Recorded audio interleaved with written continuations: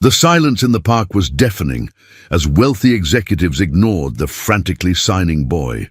Only a small girl in tattered clothes understood his desperate warning about the papers they were about to sign. But no one imagined what would come next. Where are you watching this emotional story from? Drop your location in the comments and hit that like button for more heartwarming tales like this one. The afternoon sun cast long shadows across Central Park as Robert Hartwell arranged the contracts on the elegant outdoor table. At 58, the real estate mogul had built an empire that dominated the Manhattan skyline. But today's deal would be his crowning achievement. Executives in tailored suits mingled around champagne-laden trays, their laughter punctuating the spring air.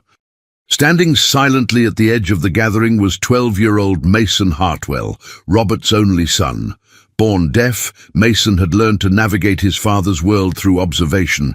His fingers nervously fidgeted with the buttons on his Brooks Brothers blazer as he watched the proceedings with growing alarm. Something about the contracts wasn't right. He had seen the original documents in his father's study last night, and these were different. Mason's hands began to move frantically, trying to catch his father's attention, but Robert had positioned Mason behind the gathering, out of sight of the business partners. "Stay there and behave," he had instructed earlier through a hastily typed note. "This is grown-up business." From beneath a nearby oak tree, a small figure watched the scene unfold. Lily Carter, 10 years old with tangled blonde hair and clothes that hadn't been washed in weeks, had been living in a makeshift shelter of cardboard and tarp, not far from this wealthy gathering. 6 months ago, she had been a normal fourth grader before her mother's illness and their eviction. Now the park was her home and invisibility her protection. But Lily wasn't like other homeless children. Before her world collapsed, she had befriended a deaf girl in her class and learned American Sign Language with remarkable speed. Her teachers had called her gifted. Now, as she watched the desperate boy in expensive clothes signing frantically, she understood what no one else did. "The signatures are on false documents," he was signing over and over. "There's a second set. They're being tricked." As Robert raised his glass and prepared to toast the imminent signing, Mason's desperation peaked. Tears formed in his eyes as he signed more urgently, invisible to the adults who controlled his world. Lily hesitated only a moment. Stepping from the shadows, her dirty sneakers silent on the manicured grass, she approached the gathering. A security guard turned toward her, frowning, but before he could intercept, she positioned herself directly across from Mason and raised her small hands. "I understand you," she signed. "Tell me more." Mason's eyes widened in disbelief. In his father's world, few bothered to learn his language. He signed rapidly, explaining what he had discovered. The security guard reached for Lily's shoulder. "Hey kid, you can't be here. This is a private event." That's when Lily did something she hadn't done in weeks. She spoke aloud. Her voice, clear and surprisingly confident, cut through the champagne-infused chatter.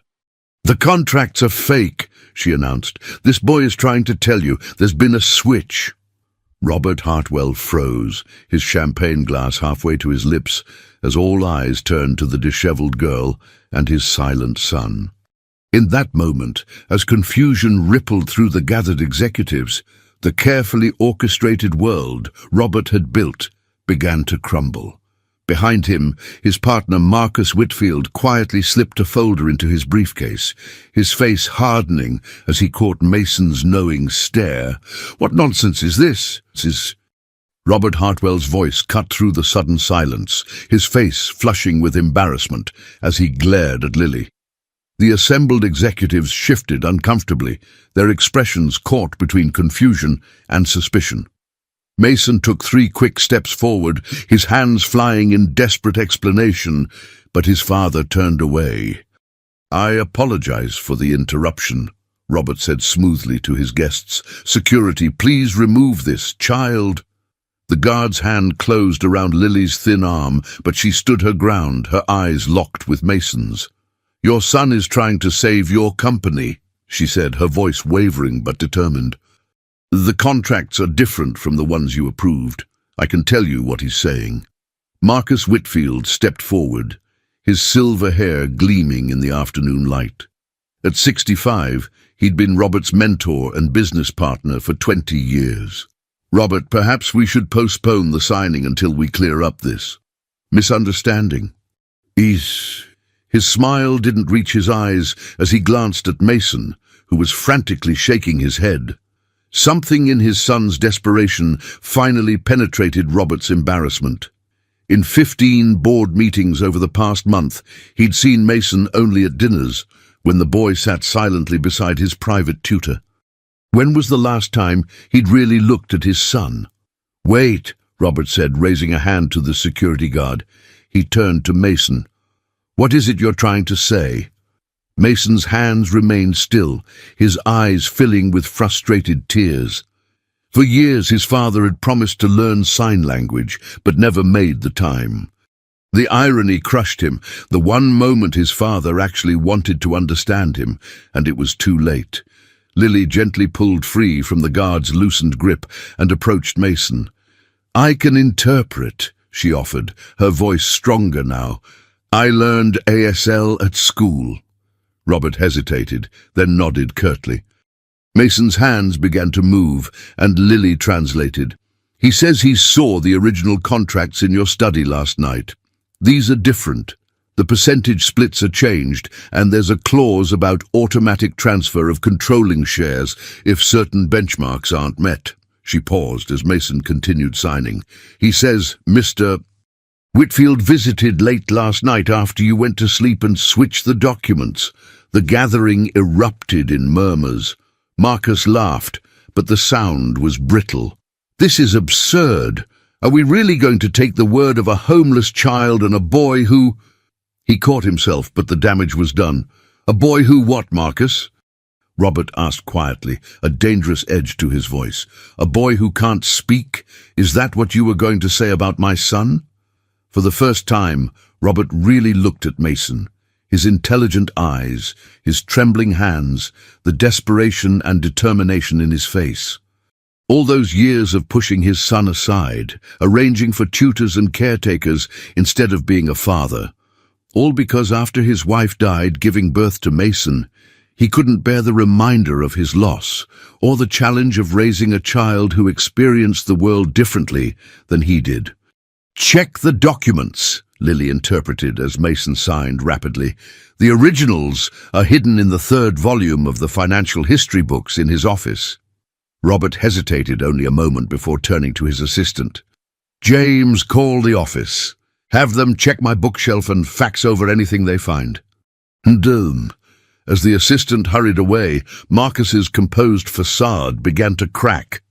"This is preposterous. I won't stand here and be accused by a child." "Then perhaps you should sit down," Robert suggested coldly, gesturing to a chair. "Because nobody's signing anything until we verify these claims." From her position beside Mason, Lily suddenly swayed, her face paling. It had been nearly 2 days since her last proper meal.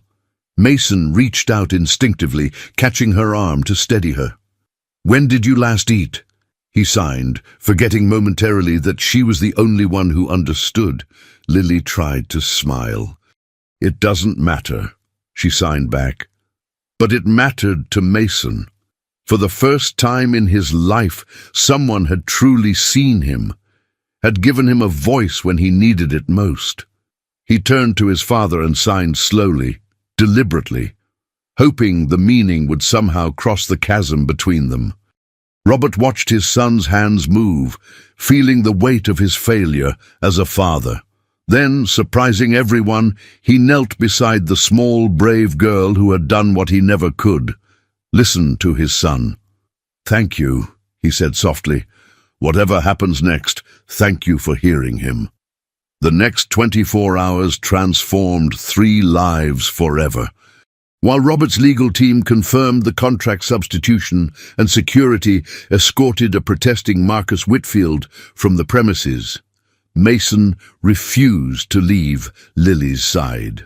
He'd watched in horror as she nearly collapsed from hunger, her small body finally surrendering to weeks of deprivation.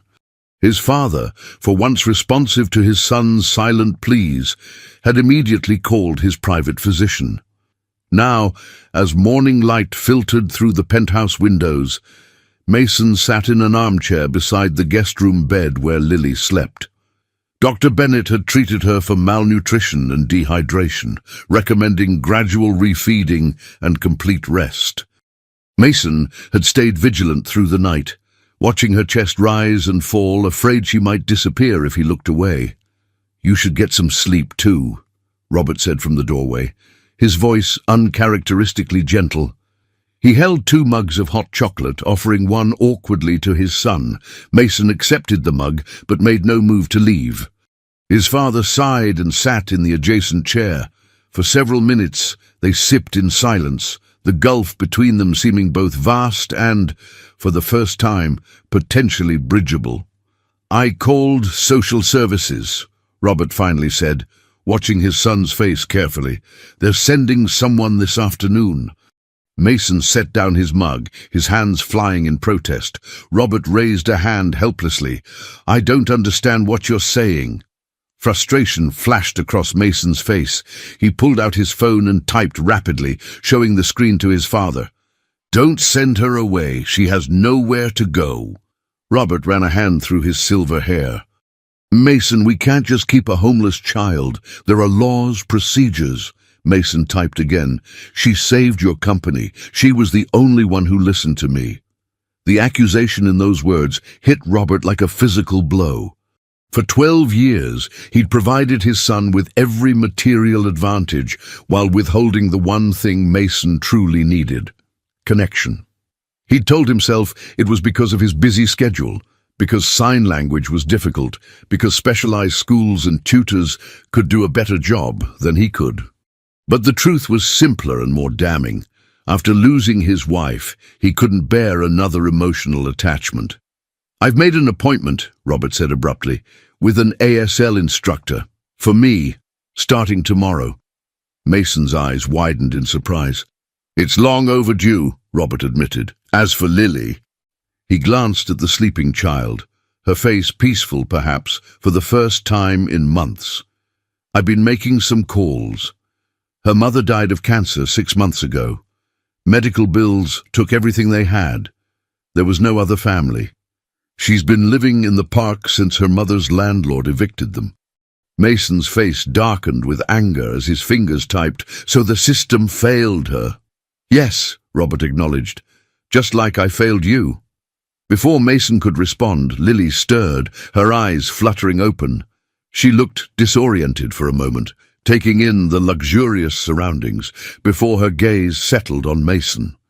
A small smile lifted the corners of her mouth. "You're still here," she signed. "I'm not going anywhere," Mason signed back. Robert watched this silent exchange, feeling both excluded and moved. He cleared his throat. "Good morning, Lily. How are you feeling?" She turned to him, suddenly shy. "Better, thank you." Her voice was barely audible. "You don't have to speak if you don't want to," Robert said. "Mason can show you how to use the text-to-speech app on his tablet." Lily nodded gratefully, then signed something to Mason. He smiled and typed on his phone, showing his father. "She asked if she's in trouble for interrupting your meeting." Robert laughed softly. "Quite the opposite. You saved me from making a catastrophic mistake. Marcus Whitfield has been my partner for decades. I trusted him completely." His expression sobered. "Sometimes we don't really see the people closest to us." The irony of his words wasn't lost on any of them. As sunlight streamed through the windows of the penthouse, illuminating dust motes that danced in the air between father and son, Robert Hartwell made a silent promise: to truly see his son, starting today. A knock at the door interrupted the moment.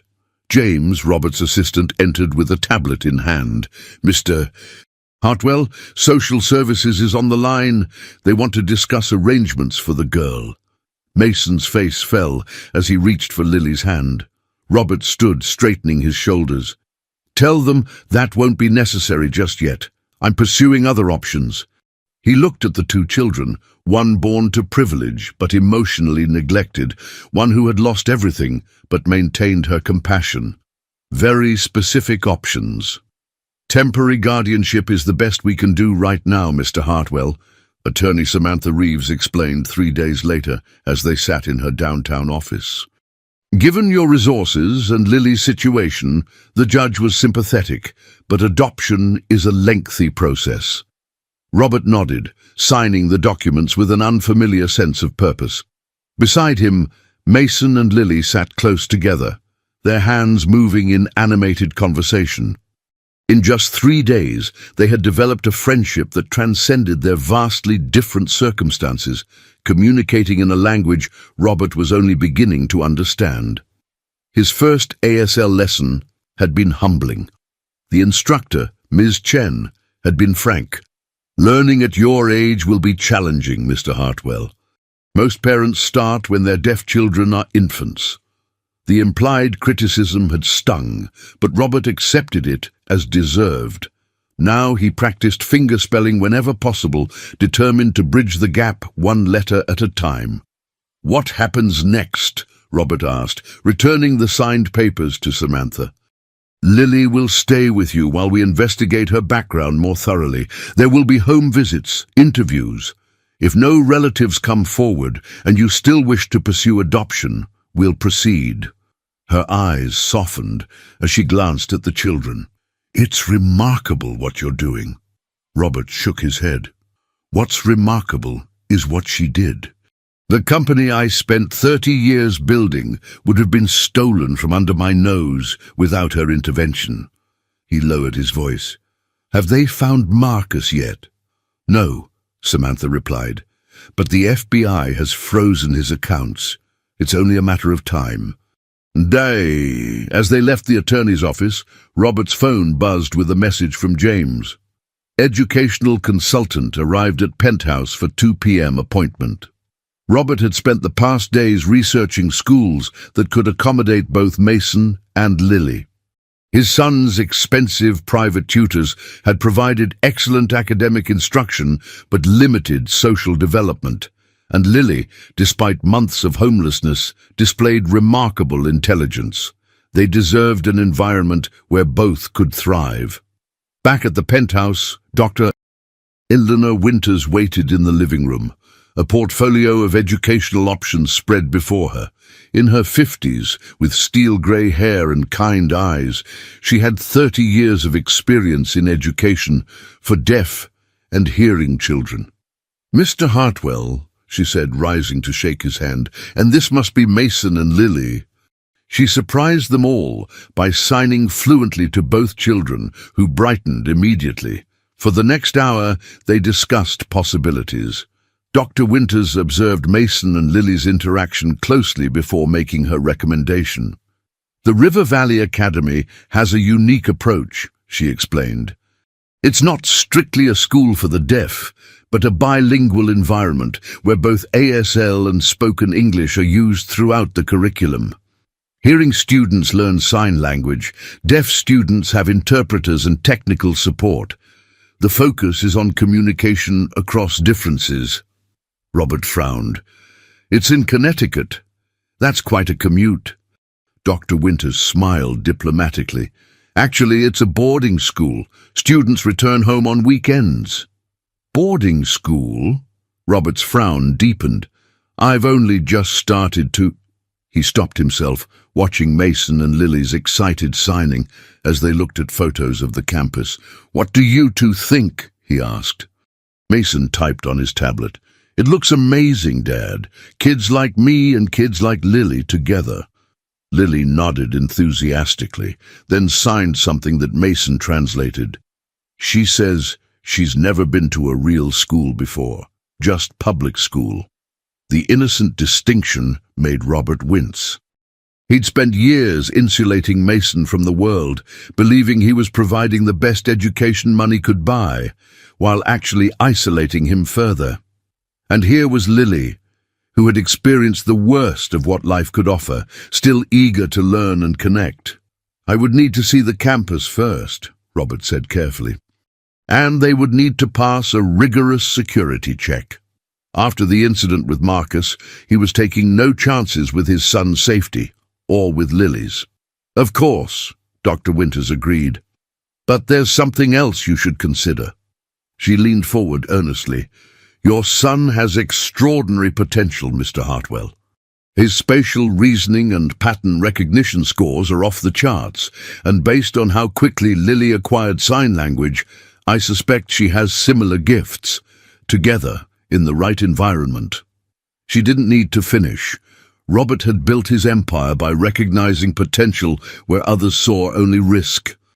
For the first time since Mason's birth, he allowed himself to feel something long suppressed: hope.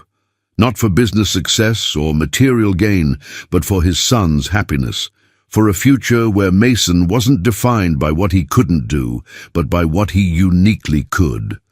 "We'll visit next week," Robert decided, watching as Mason showed Lily how to sign boarding school properly. Their hands moved in perfect synchrony, already developing their own language of friendship and trust. That night, as Robert practiced fingerspelling in his study, James interrupted with an urgent call. The FBI had tracked Marcus to Buenos Aires, but lost him again. More disturbing was what they'd found on his computer: detailed information about Mason's daily routine, his tutors, his medical appointments. "He was planning something, sir," James reported gravely. "Something involving your son." The Connecticut countryside blurred past as Robert's chauffeur-driven Bentley approached River Valley Academy. In the back seat, Mason and Lily pressed against opposite windows, signing excitedly about the glimpses of campus coming into view. Between them sat Agent Danielle Cooper, the FBI protection specialist who hadn't left their side in the week since the disturbing discovery about Marcus's intentions. "Remember," Agent Cooper said, "this is just a preliminary visit. Security assessments take time." Robert nodded tensely. The revelation that Marcus had been investigating Mason had transformed his concern into obsession. He'd increased security at the penthouse, restricted all visitor access, and nearly cancelled this campus visit until Agent Cooper convinced him that controlled exposure was better than complete isolation. "We still don't understand his motive," Robert said quietly. "Why target Mason?" Cooper's expression remained neutral. "Financial crimes often escalate to personal vendettas, Mr. Hartwell. Your son exposed him. In Whitfield's mind, that may be unforgivable." As the car pulled through the academy gates, Robert studied the perimeter fencing, noting security cameras and guard stations with professional assessment. If his son and Lily were to attend this school, it would need to be impenetrable. Headmistress Janet Farrow waited on the steps of the main building, a restored 19th-century mansion set among maple trees just beginning to show autumn colors. In her early 60s, with a posture that suggested a background in dance or athletics, she greeted them first in spoken English, then in fluid ASL. "Welcome to River Valley," she signed to Mason and Lily. "We're delighted you're considering joining our community." The campus tour revealed an educational environment unlike anything Robert had imagined. In classrooms, hearing and deaf students worked side by side, with teachers who moved seamlessly between spoken word and sign. Technology was integrated everywhere: interactive screens, speech-to-text displays, vibration-based musical instruments. Most striking was the ease of communication between all students, regardless of hearing ability. "Every hearing student learns ASL from day one," Headmistress Farrow explained. "And every deaf student has access to whatever communication tools work best for them. We don't believe in forcing choices. We believe in multiplying options." Mason couldn't contain his excitement, signing rapidly to Lily as they observed a science class where students were building bridge models. Unlike his isolated tutorials at home, here learning was collaborative and dynamic. "This is the dining hall," Headmistress Farrow continued, leading them into a sunlit space with round tables. "We arrange seating to ensure mixed groups of hearing and deaf students, encouraging continuous language exchange." Lily tugged at Mason's sleeve, pointing to a wall covered with photographs. They approached to find images of alumni with their accomplishments listed below. Architects, scientists, artists, entrepreneurs. What struck Robert was that the photos didn't indicate which graduates had been deaf and which hearing. Their achievements spoke for themselves. "And now," said Headmistress Farrow, "perhaps Mason and Lily would like to visit potential dormitories while we discuss administrative matters, Mr. Hartwell." Agent Cooper tensed, but Robert surprised her by nodding. "Go ahead," he told the children, trusting them to the student guides who had appeared. It was the first time since the contract incident that he'd allowed Mason out of his sight. A small step, but significant. In the headmistress's office, Robert was direct. "I need to know about your security protocols. My son may be targeted by a dangerous individual." Janet Farrow's expression remained composed. "Mr. Hartwell, nearly 20% of our students come from high-profile families, diplomats, celebrities, business leaders. Some have active security concerns. Our campus has state-of-the-art systems and trained personnel, and we can accommodate private security details when necessary." Robert nodded, marginally reassured. "And academically?" Mason's previous education was unconventional. "Our assessment shows he's academically advanced, but socially underdeveloped," she replied candidly. "Not unusual for children educated in isolation. As for Lily, despite gaps in formal education, her aptitude scores are extraordinary." "Could they room together?" Robert asked. "They've become dependent on each other." Headmistress Farrow smiled kindly. "We don't offer mixed-gender dormitory arrangements, Mr. Hartwell. But they could be in adjacent buildings. The separation would be good for them, forming new relationships while maintaining their special friendship." When Mason and Lily returned, their faces flushed with excitement. Robert knew his decision was already made. For 12 years, he'd kept Mason in a protective bubble, believing isolation meant safety. But watching his son sign animatedly about the campus, Robert recognized the profound harm his well-intentioned choices had caused. "We need to talk about starting dates," he said, surprising everyone, "and additional security arrangements." As they prepared to leave, Lily lingered by the alumni wall, studying one photograph intently. Robert approached, following her gaze to an image of a young woman with familiar features. "That's Elizabeth Carter," Headmistress Farrow explained, joining them. "Class of 1988, brilliant mathematician who went on to work at NASA." Robert felt Lily stiffen beside him. Mason had approached too, his expression questioning as Lily's hands formed trembling signs. "That's my mother," Lily signed, her eyes never leaving the photograph. "That's my mom." The revelation that Lily's mother had been an alumna of River Valley Academy opened doors that had seemed permanently closed. Elizabeth Carter's academic records confirmed what Lily had signed in disbelief. Her mother had been a scholarship student with extraordinary mathematical ability. After graduation, she'd worked for NASA's Jet Propulsion Laboratory, contributing to Mars rover navigation systems before a devastating cancer diagnosis had derailed her promising career. "She never told me," Lily signed repeatedly in the days following their campus visit, her expression caught between pride and grief. "She never said she was smart." Robert, watching his son comfort Lily, recognized the profound bond forming between these two children whom circumstance had brought together. Mason, who had lived with every material advantage but emotional neglect, and Lily, who had known deep love but devastating loss and poverty. They were healing each other in ways no adult intervention could achieve.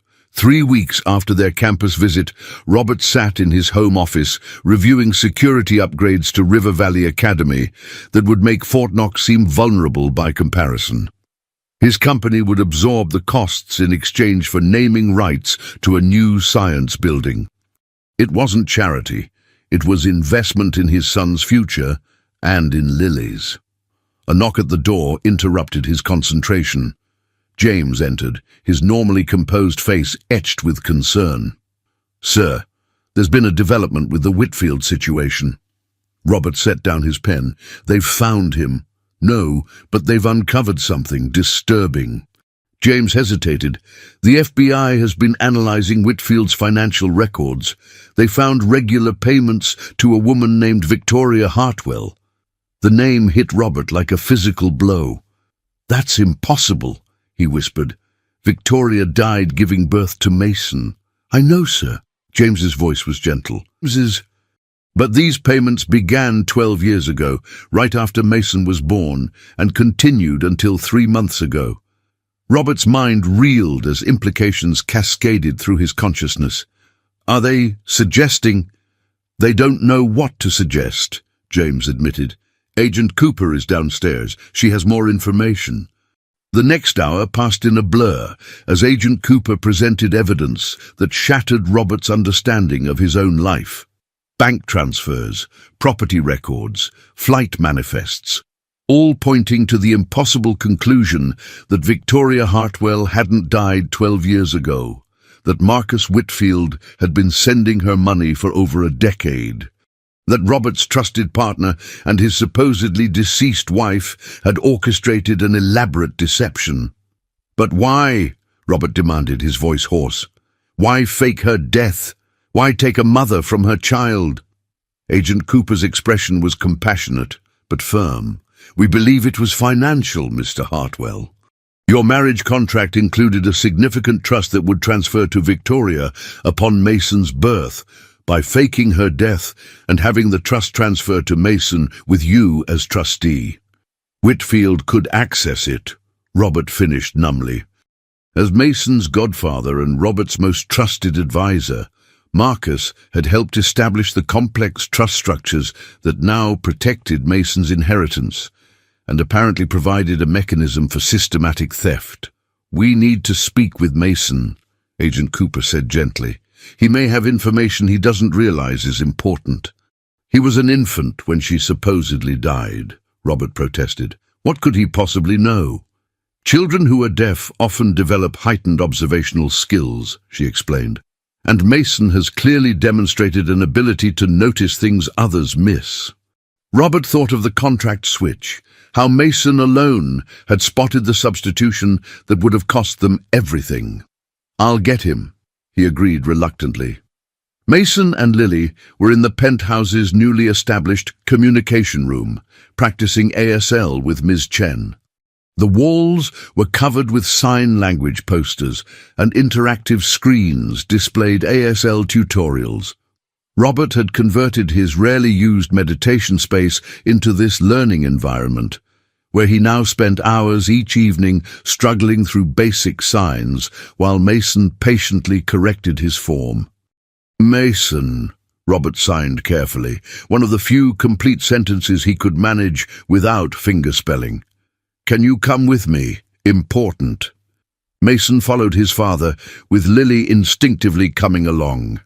Robert didn't object. The children had become inseparable, their trauma-born bond strengthening daily. In the office, Agent Cooper greeted Mason with competent signs, establishing immediate rapport. "Mason," she signed clearly, "I need to ask about something from when you were very young.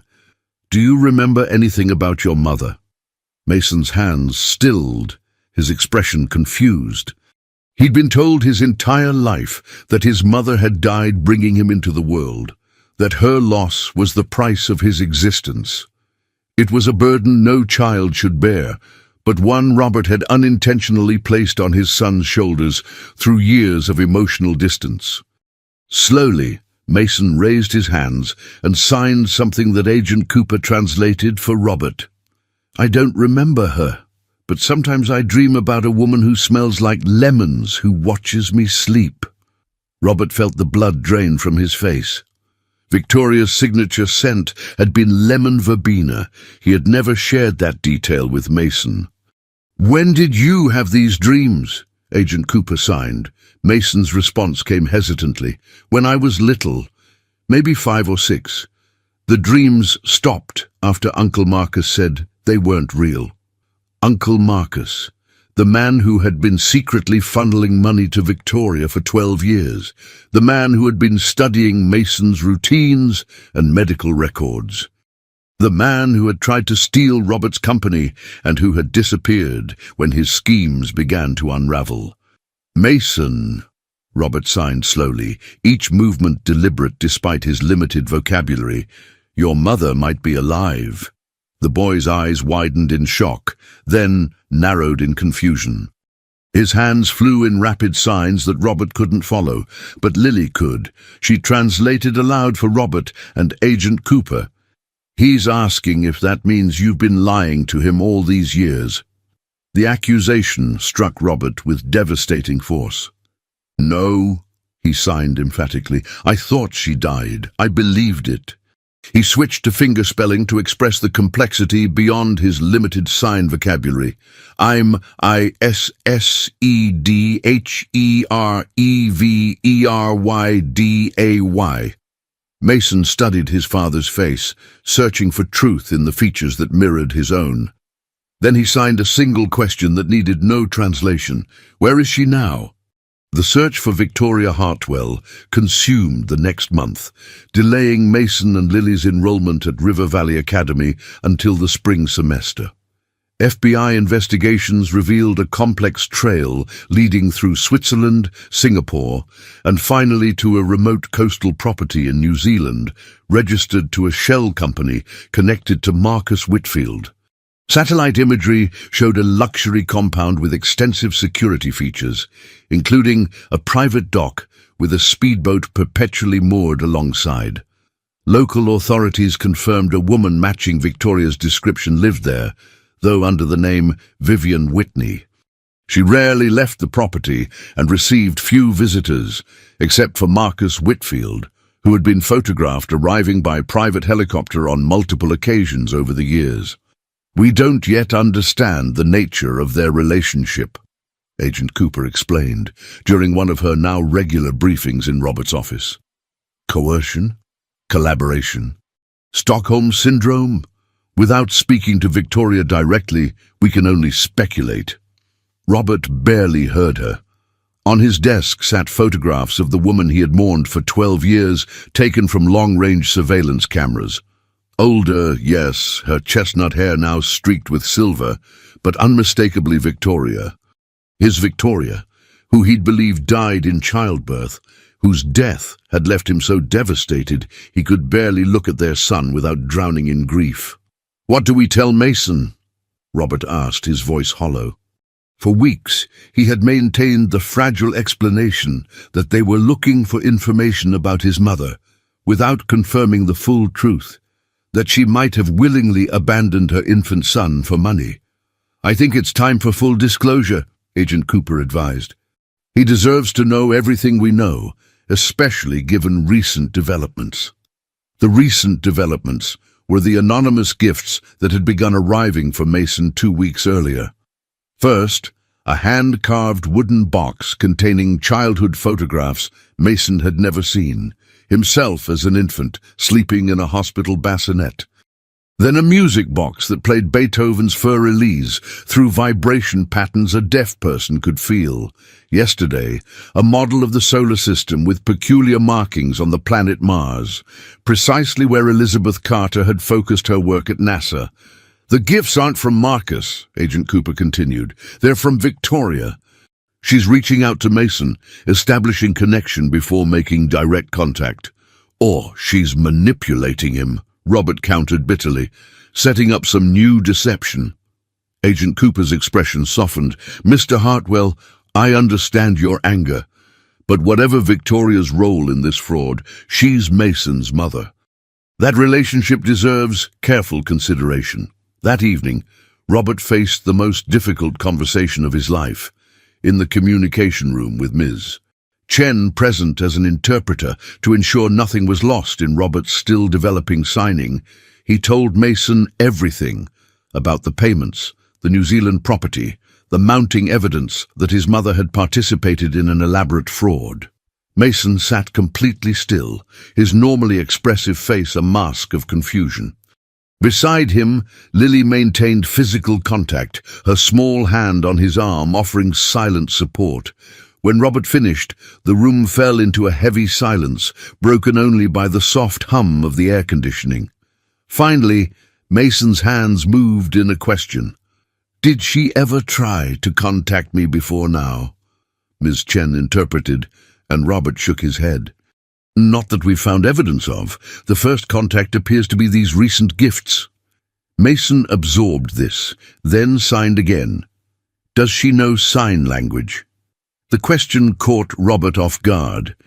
In 12 years of grieving Victoria, he had never considered whether she would have learned to communicate with their deaf son. The uncomfortable answer was that he didn't know, and had never thought to ask. "I don't know," he admitted, "but we can find out." Mason nodded slowly, then signed something lengthy that Ms. Chen translated. "I want to meet her. Not because I forgive her, but because I need to understand. Dad, I've spent my whole life thinking I caused her death. Now I find out she chose to leave me. I need to know why." Robert felt his chest constrict. For years he had inadvertently allowed Mason to believe he was responsible for his mother's death. It was a burden no child should carry, and one Robert had been too lost in his own grief to recognize. "We'll arrange it," Robert promised, "but safely on our terms." That night, Robert couldn't sleep. He paced his penthouse, eventually finding himself outside the door to the guest room where Lily now permanently resided. A soft light glowed beneath the door. He knocked gently. Lily opened the door, surprised to find Robert standing there. She was wearing new pajamas emblazoned with the solar system, one of countless items Robert had purchased during their first proper shopping trip after her arrival. "Can't sleep?" he asked. She shook her head, then gestured for him to enter. The room had been transformed in recent weeks. Bookshelves overflowed with volumes on mathematics, astronomy, and sign language. A telescope pointed through the window toward the night sky. On the desk sat the model of the solar system Victoria had sent, the latest mysterious gift. "You've been looking at it," Robert observed. Lily nodded, then reached for a notepad where she'd written, "The markings on Mars match where my mom worked on the rover project." "It's a message." Robert stared at her in surprise. "How do you know that?" She wrote again, "Mom kept her NASA certificates hidden in our apartment. I found them after she got sick. She never told me, just like Mason's mom never told him." Robert sat heavily on the edge of the bed, struck by the parallel. Two brilliant women who had hidden their true selves from their children. Elizabeth Carter, who had concealed her extraordinary mind, and Victoria, who had concealed her very existence. "Lily," he said carefully, "what if Victoria isn't what Mason hopes she'll be? What if meeting her hurts him more?" Lily considered this, then wrote deliberately, "Not knowing hurts worse than any truth." From the wisdom of a child who had faced more loss than most adults, Robert recognized the simple truth. Mason deserved answers, whatever pain might come with them, and Robert would be there to support his son through it all, something he should have done from the beginning. The next morning, Robert instructed his legal team to arrange a meeting with Victoria Hartwell, with full security protocols and psychological support for Mason. Within hours, they received an unexpected response from Victoria's attorney. She was already on her way to New York. The private airfield outside Manhattan gleamed under November sunshine as Robert's car approached, flanked by FBI vehicles. In the back seat, Mason sat rigidly between Robert and Agent Cooper, his hands folded tightly in his lap. Lily had wanted to come, but Robert had gently insisted this first meeting be kept to immediate family members only, a decision Mason had supported with surprising maturity. "Remember," Agent Cooper said as the car slowed, You can end this meeting at any time. Just signal me and we'll leave immediately." Mason nodded without looking at her, his eyes fixed on the sleek private jet taxiing toward the hangar. After 12 years believing his mother was dead, he was minutes away from seeing her in person. The psychological counselor had prepared him for a range of emotions: anger, confusion, joy, disappointment. But sitting beside his son, Robert recognized something in Mason's expression he hadn't anticipated: determination. The jet came to a stop. Stairs were positioned, and the door opened. Robert held his breath as a figure appeared in the doorway, hesitating momentarily before descending. Victoria Hartwell, still legibly the woman he had loved, despite the passage of years, stepped onto American soil for the first time since her death. She wore a simple blue dress and carried no luggage, as though prepared for the possibility she might not be staying long. Her eyes scanned the waiting vehicles until she found Robert and Mason, and for a moment she simply stood, drinking in the sight of her son. Mason's hand found Robert's and squeezed tightly. With FBI agents flanking her, Victoria approached the car. Agent Cooper exited first, introduced herself officially, and opened the door for Mason and Robert. Mason stepped out, his father close behind. Mother and son stood facing each other, separated by 12 years of deception and 3 feet of concrete. Neither moved. Then Victoria raised her hands and began to sign. "Hello, Mason. I've missed you every day." Mason's eyes widened in shock. His mother knew sign language, fluent, confident sign language. Before he could respond, Victoria continued signing. "I don't deserve your forgiveness, but I want you to know the truth." Robert watched in astonishment as his ex-wife communicated effortlessly in the language he was still struggling to learn. When had she acquired this skill? Why had she bothered to learn signing if she never intended to be part of Mason's life? Mason's hands finally moved in response. "You let me think you were dead. You let me think I killed you." Victoria flinched as though struck. "No," she signed emphatically. "Never. That was never supposed to happen." "Then what was supposed to happen?"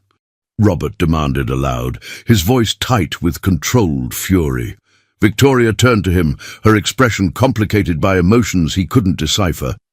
"Can we continue this conversation somewhere private, please?"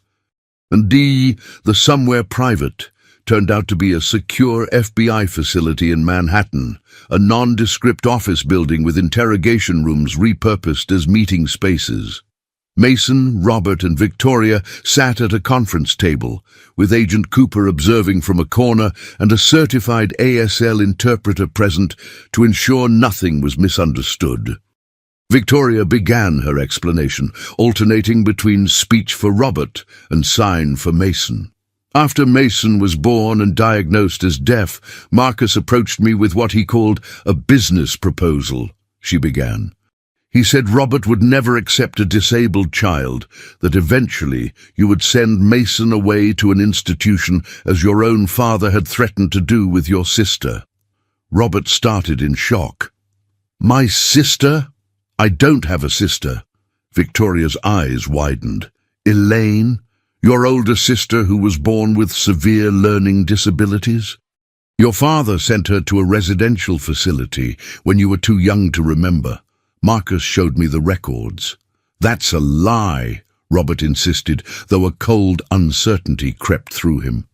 His father had been a harsh, unforgiving man who rarely spoke of family matters.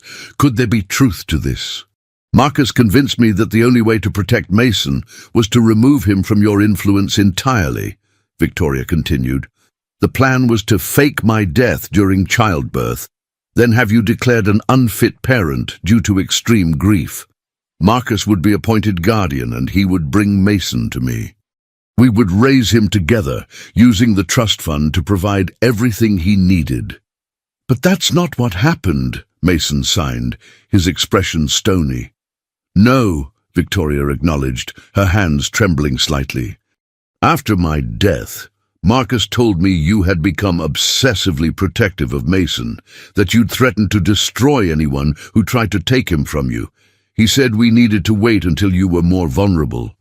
So you abandoned your infant son based on the word of a manipulative liar, Robert stated flatly. Victoria's eyes filled with tears. I believed I was protecting him. Marcus showed me documents, therapy reports, evidence that you were unraveling. Each time I insisted on contacting Mason, he produced new reasons why it was too dangerous. And the money? Agent Cooper interjected. The regular payments from Whitfield? My prison, Victoria answered bitterly. At first, they were supposedly from the trust fund, Mason's money, being held for when we could be reunited. Later, when I began to question Marcus's story, they became leverage. If I tried to contact Mason independently, Marcus would expose me as a fraud who had abandoned her child and stolen millions. Robert studied his ex-wife, searching for deception, but finding only regret. When did you realize Marcus was lying about me? When Mason was 8, Victoria signed and spoke simultaneously. I managed to access news articles about you both. You weren't the unstable, potentially abusive father Marcus had described. You were devoted to Mason's education, if somewhat remote emotionally. Then why wait 4 more years to make contact? Robert demanded. Fear, she admitted simply. By then, I was complicit in a massive fraud. Marcus made it clear that if I approached you, I'd go to prison and never see Mason at all. She turned to her son, her signs emphatic. But I never stopped trying to find a way back to you. I learned sign language. I studied deaf education. I prepared for the day we might reunite. Mason had remained silent throughout her explanation, his face unreadable. Now finally, his hands moved in a direct question. Did you send the gifts? Victoria nodded. When Marcus disappeared 3 months ago, the payments stopped. I realized something had happened, that this might be my only chance. I sent things that might help you understand who I am, and that I never forgot you. The model of the solar system, Mason signed, with the markings on Mars. What does it mean? Adieu. A faint smile touched Victoria's lips. It was a message that I had a friend who could help us, Elizabeth Carter. We met years ago through Marcus. He dated her briefly before her cancer diagnosis. When I learned her daughter was now living with you and Mason, I knew it couldn't be coincidence. Robert stared at her in confusion. Are you saying Marcus knew Lily's mother? More than knew, Victoria replied grimly. I believe he's the reason she lost everything. And I think I know why he was so interested in Mason's medical records. She leaned forward, her expression deadly serious. Robert, there's something about Mason's condition you need to know. Something Marcus has known all along. Mason isn't deaf because of genetics or birth trauma, Victoria explained, her words falling into the sterile room like stones. He's deaf because he was deliberately exposed to an experimental compound during my pregnancy. Robert felt as though the air had been sucked from the room. What are you saying? Marcus was involved with a pharmaceutical company developing drugs for enhanced neural plasticity, Victoria continued, her hands signing for Mason while she spoke. The research was promising but ethically questionable. Human trials weren't approved, so they looked for alternative methods of testing. He used you as a test subject? Agent Cooper asked, her professional composure slipping. Victoria nodded grimly. He added the compound to my prenatal vitamins. I didn't know until years later, when I found documents in his New Zealand office. By then, the damage was done. Mason's hands moved in agitated signs. Are you saying Uncle Marcus made me deaf on purpose? Victoria's face crumpled with the pain of this revelation. Yes, but not to harm you. The compound was supposed to enhance cognitive function, particularly spatial reasoning and pattern recognition. Deafness was an unexpected side effect in some animal subjects, but the cognitive enhancements were consistent. He experimented on an unborn child, Robert said, his voice dangerously quiet. My son. Our son, Victoria corrected gently. And Elizabeth Carter's daughter too, I believe. The room went still. Lily? Robert asked. What about her? Elizabeth worked for the same pharmaceutical company after leaving NASA, Victoria explained. She was a data analyst for their clinical trials. I think she discovered what they were doing, what they'd done to Mason and potentially other children. When she threatened to expose them, they destroyed her career and finances. The cancer? Agent Cooper asked. Victoria shook her head. That was real. But the company made sure her insurance was insufficient, that her savings disappeared in investment failures. They wanted her discredited and desperate before she could speak out. Robert thought of Lily, brilliant, observant Lily, who had learned sign language with remarkable speed, who recognized patterns others missed. Are you suggesting Lily might have been exposed to this compound too? I don't know, Victoria admitted. But her mother's connection to the company, her unusual cognitive abilities, her immediate bond with Mason, it seems possible. Mason had gone very still, his expression unreadable as he processed these revelations. Finally, his hands moved in deliberate signs. Is this why I can see patterns others can't? Why I noticed the contract switch when no one else did? Victoria nodded. The compound enhances certain neural pathways. Mason, what happened to you was wrong. Profoundly wrong, but your abilities are extraordinary. You see the world in ways others can't. Does Marcus want me because of these abilities? Mason signed, his expression hardening. Is that why he was studying my medical records? I believe so, Victoria confirmed. The pharmaceutical company's research was shut down after too many adverse outcomes, but Marcus never abandoned the concept. He's been tracking your development, collecting data. I think he sees you as proof his concept works, and possibly as the key to refining it. Robert struggled to process the enormity of these revelations. His trusted partner of decades had poisoned his pregnant wife, causing their child's deafness, had orchestrated an elaborate fraud to separate mother and child, had systematically stolen millions while grooming Mason for some unknown purpose. We need to run tests, Agent Cooper said, breaking the stunned silence. With your permission, we should evaluate both Mason and Lily. If this compound exists, we need to understand its effects. And potential side effects, Robert added darkly. What else might this drug have done? Are there health risks we don't know about? Victoria's eyes filled with tears. I've spent years researching this, Robert. The cognitive enhancements appear stable, with no progressive deterioration. But there are other potential issues: difficulty regulating emotional responses, occasional sensory processing challenges. Mason's hands flew in angry signs. So I'm some kind of experiment? A lab rat? No, Victoria signed emphatically. You are my son. A brilliant, courageous boy who has overcome enormous challenges. What was done to you was unconscionable, but it doesn't define you. Robert watched his son struggle with this new understanding of his identity, of the deliberate nature of his deafness. He reached out, placing his hand gently on Mason's shoulder. Your mother is right, he said, signing the words he had practiced for this meeting. This changes nothing about who you are. But it changes everything about finding Marcus. He's not just a thief. He's someone who experimented on children. He belongs in prison. Mason looked between his parents. These two people who had each failed him in different ways, one through absence, one through emotional distance. Yet here they were, united in their determination to protect him now. What about Lily? He signed.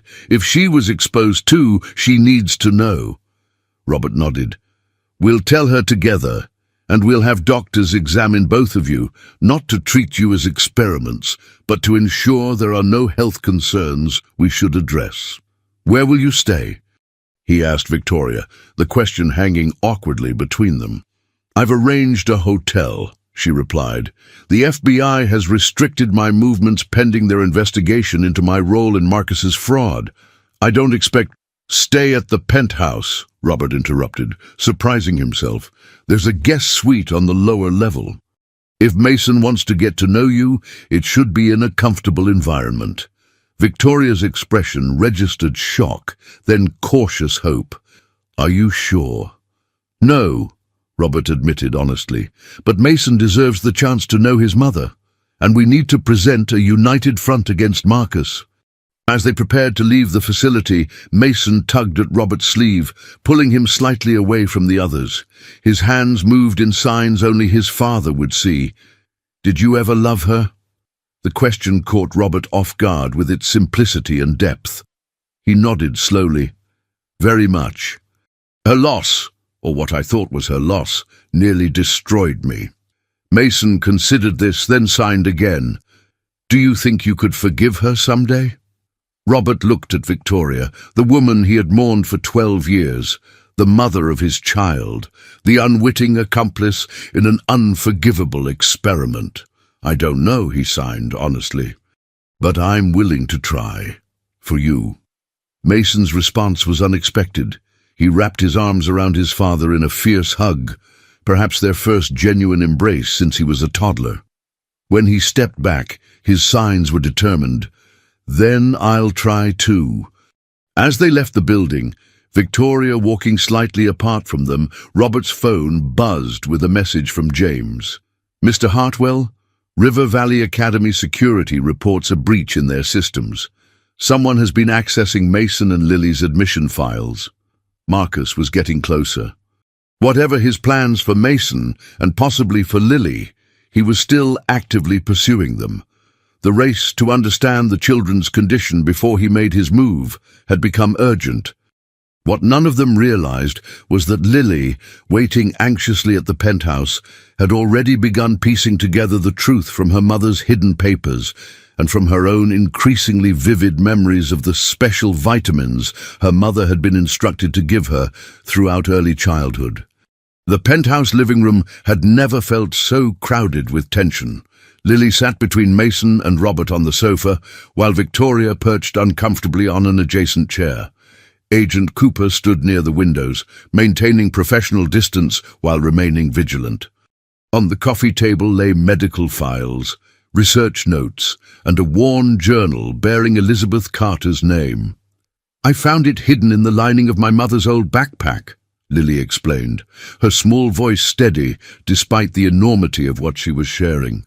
After she got sick, she told me to keep the backpack safe, but she never said why.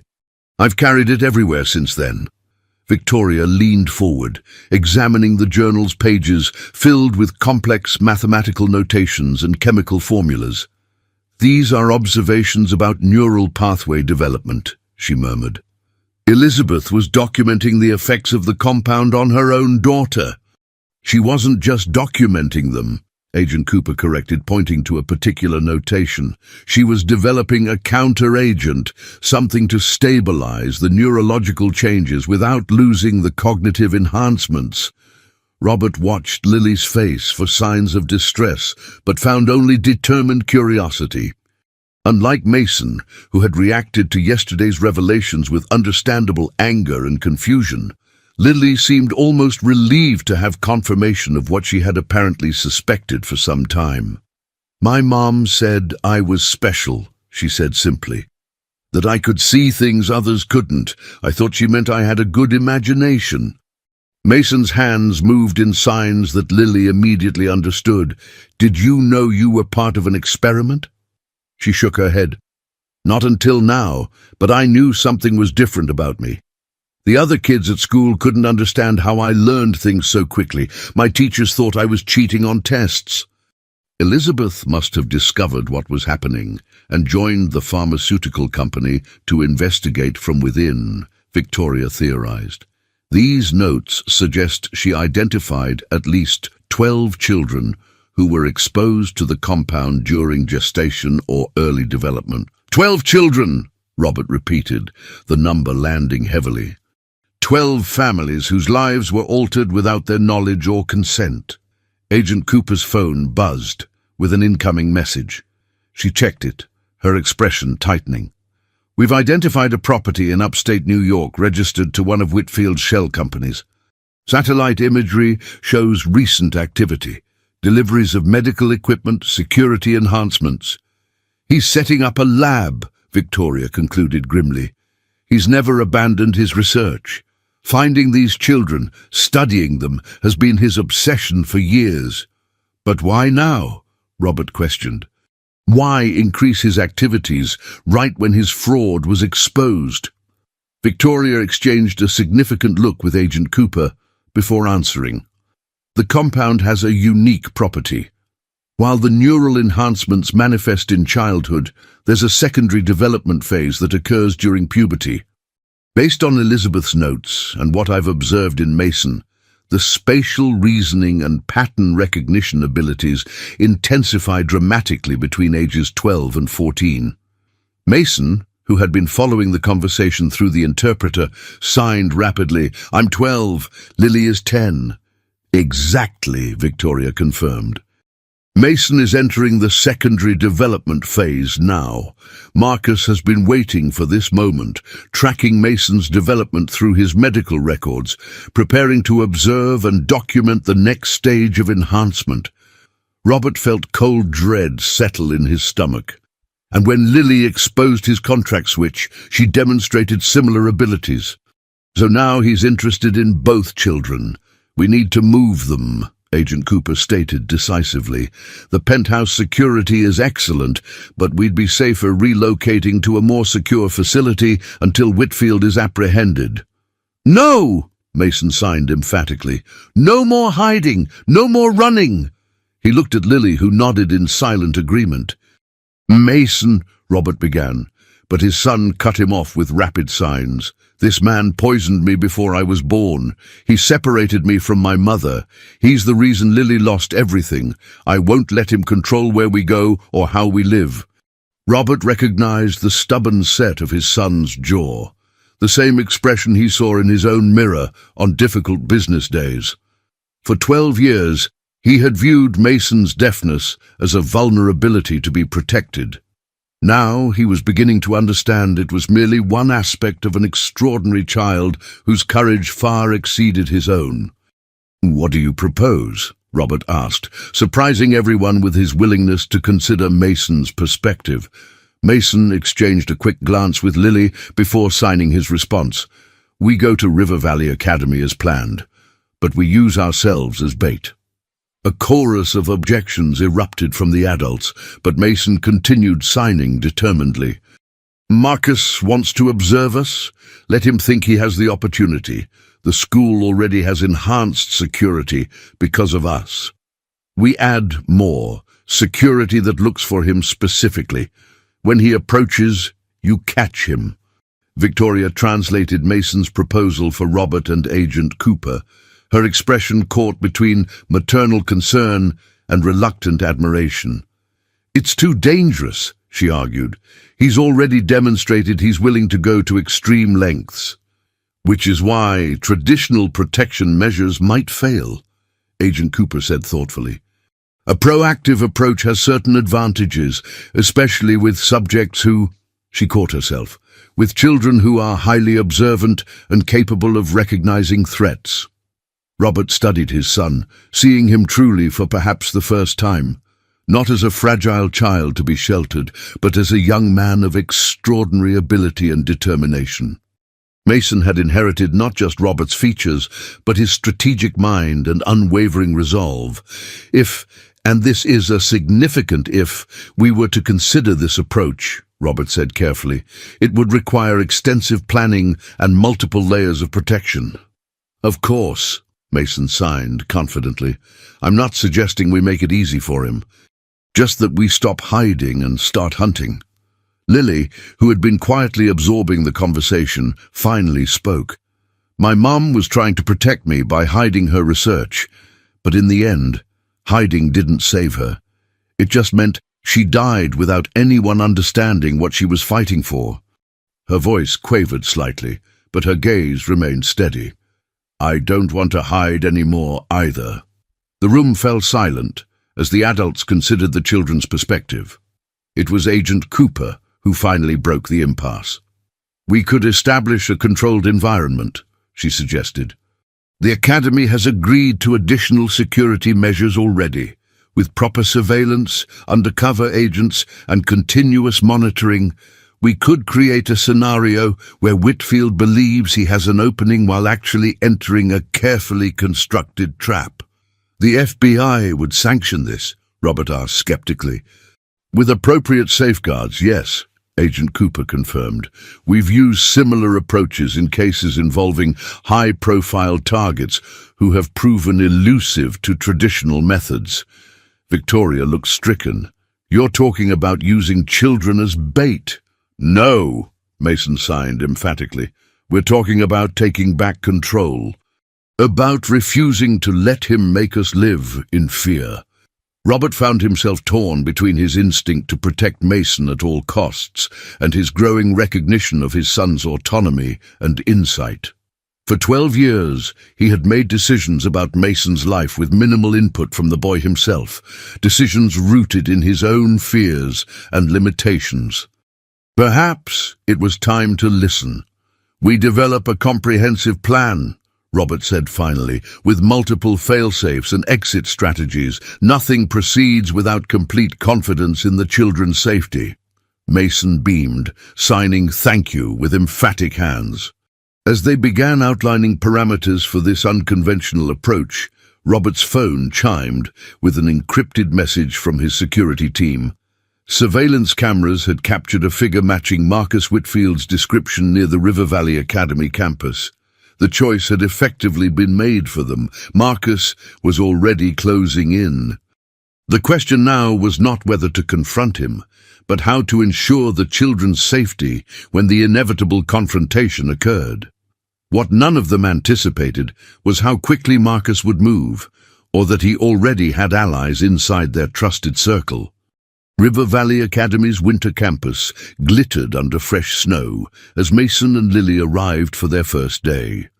Their enrollment had been accelerated despite security concerns, with a small army of undercover agents now embedded throughout the school, as maintenance workers, cafeteria staff, and even substitute teachers. "Remember," Robert signed to Mason as they stood in the dormitory hallway, "check in every 3 hours. No exceptions." Mason nodded, though his attention had already shifted to the busy student life around them. After years of isolation with private tutors, the vibrant school environment called to him like a siren. "We'll be fine, mister." "Hartwell," Lily assured him, her new backpack, stuffed with books rather than meager belongings, slung over one shoulder. In the weeks since the revelations about their shared medical histories, she had grown more confident, embracing her abilities rather than hiding them. Victoria approached, carrying Mason's final bag. The uneasy truce between Robert and his not-dead ex-wife remained fragile, but they had achieved a functioning co-parenting relationship with remarkable speed. "Your tracking devices are activated," she reminded the children quietly. "Any sign of Marcus? Anything unusual at all? You alert us immediately." Mason rolled his eyes in the universal teenage gesture of exasperation, though he had technically only entered adolescence a month earlier. "We know the protocols," he signed. "We helped design them." Robert watched his son with a mixture of pride and trepidation. Mason had indeed been instrumental in crafting the security measures now surrounding them, demonstrating strategic thinking that impressed even veteran FBI agents. As the parents prepared to leave, Mason surprised Victoria with a quick hug. Their relationship remained tentative, filled with awkward moments and unanswered questions, but genuine affection had begun to grow between them. "Be safe," Victoria signed, her eyes bright with unshed tears. As the adults walked away, Agent Cooper approached from her post disguised as an administrative assistant. "Everything set?" she asked. Robert nodded tensely. "As much as it can be. Is there any update on Marcus's location?" "Nothing concrete since the sighting near campus last week," Cooper admitted. But we've identified 3 staff members with financial connections to his shell companies. We're watching them closely. The plan was in motion. Now they could only wait and hope they hadn't underestimated their adversary. Inside their respective dormitories, Mason and Lily were settling into their new rooms when both of their tablets simultaneously pinged with the same message. Welcome to River Valley. The real education begins now. Within 2 weeks, Mason and Lily had transformed from nervous newcomers to the talk of River Valley Academy. Their academic performance astonished teachers, while their unusual background, the millionaire's son and the formerly homeless girl, both with extraordinary abilities, made them objects of intense curiosity among fellow students. "And they're staring again," Lily signed to Mason as they sat together in the dining hall. They had taken to communicating exclusively through ASL, creating a private space in the midst of the bustling school. Mason shrugged. "Let them. We've got bigger concerns." Their bigger concerns included maintaining constant vigilance while attempting to experience something resembling normal school life. Each day brought a carefully orchestrated routine: classes, meals, study sessions, all under the watchful eyes of undercover agents and security cameras. "Notice anything unusual about Dr. Ferris?" Mason asked, referring to their science teacher. Lily nodded slightly. "He asked too many questions about our cognitive tests yesterday, and he was looking at my test results when I came back for my notebook." Dr. Alan Ferris had joined the faculty just before their arrival, his impressive credentials and references passing the school's background check. But something about the intense interest he took in Mason and Lily had triggered their suspicions. "Dad said they've increased surveillance on him," Mason signed, "but they haven't found anything concrete yet." As they discussed their observations, Headmistress Farrow approached their table. "Mason, Lily, I hope you're settling in well." Both children nodded politely. "Excellent. Dr. Ferris has recommended you both for the Advanced Science Symposium this weekend. It's a wonderful opportunity to work with visiting researchers on complex problem-solving tasks." Mason's fingers tensed, ready to decline, but Lily subtly touched his wrist, their private signal to proceed carefully. "That sounds interesting," Lily said aloud, while signing simultaneously for Mason's benefit. "Who else will be participating?" "Just 4 other students. It's quite selective," the headmistress explained proudly. "The symposium will be held in the East Wing Laboratory Complex. Dr. Ferris will provide all the details tomorrow." After she left, Mason and Lily exchanged meaningful glances. The East Wing was the newest addition to campus, and the only area where security cameras had experienced periodic technical difficulties in recent days. "It's happening," Mason signed, his hands quick with excitement and apprehension. "This has to be Marcus's move." Lily nodded solemnly. "We need to tell your parents, but not here." They waited until their mandatory outdoor recreation period, when they could speak without being overheard. Agent Cooper, disguised as a groundskeeper, met them behind the athletic equipment shed. "The science symposium is the trap," Mason signed rapidly while Lily translated. "It's too perfect. Isolated location, selective invitation, led by the teacher we already suspected." Agent Cooper frowned. "We've been monitoring Dr. Ferris for days. His background is legitimate, Harvard PhD, research positions at major universities. Could Marcus have created a false identity that thorough?" Lily asked. "Possibly," Cooper admitted, "but it's more likely he's using a legitimate person who's been compromised or recruited." "Either way," Mason signed emphatically, "this is our chance to catch him. We need to accept the invitation and prepare." Cooper studied the determined faces of these remarkable children, their extraordinary abilities matched only by their courage. "I'll discuss it with your parents and the security team. If we proceed, you'll both be wearing enhanced tracking and audio monitoring." As they separated, Mason felt a strange sense of anticipation rather than fear.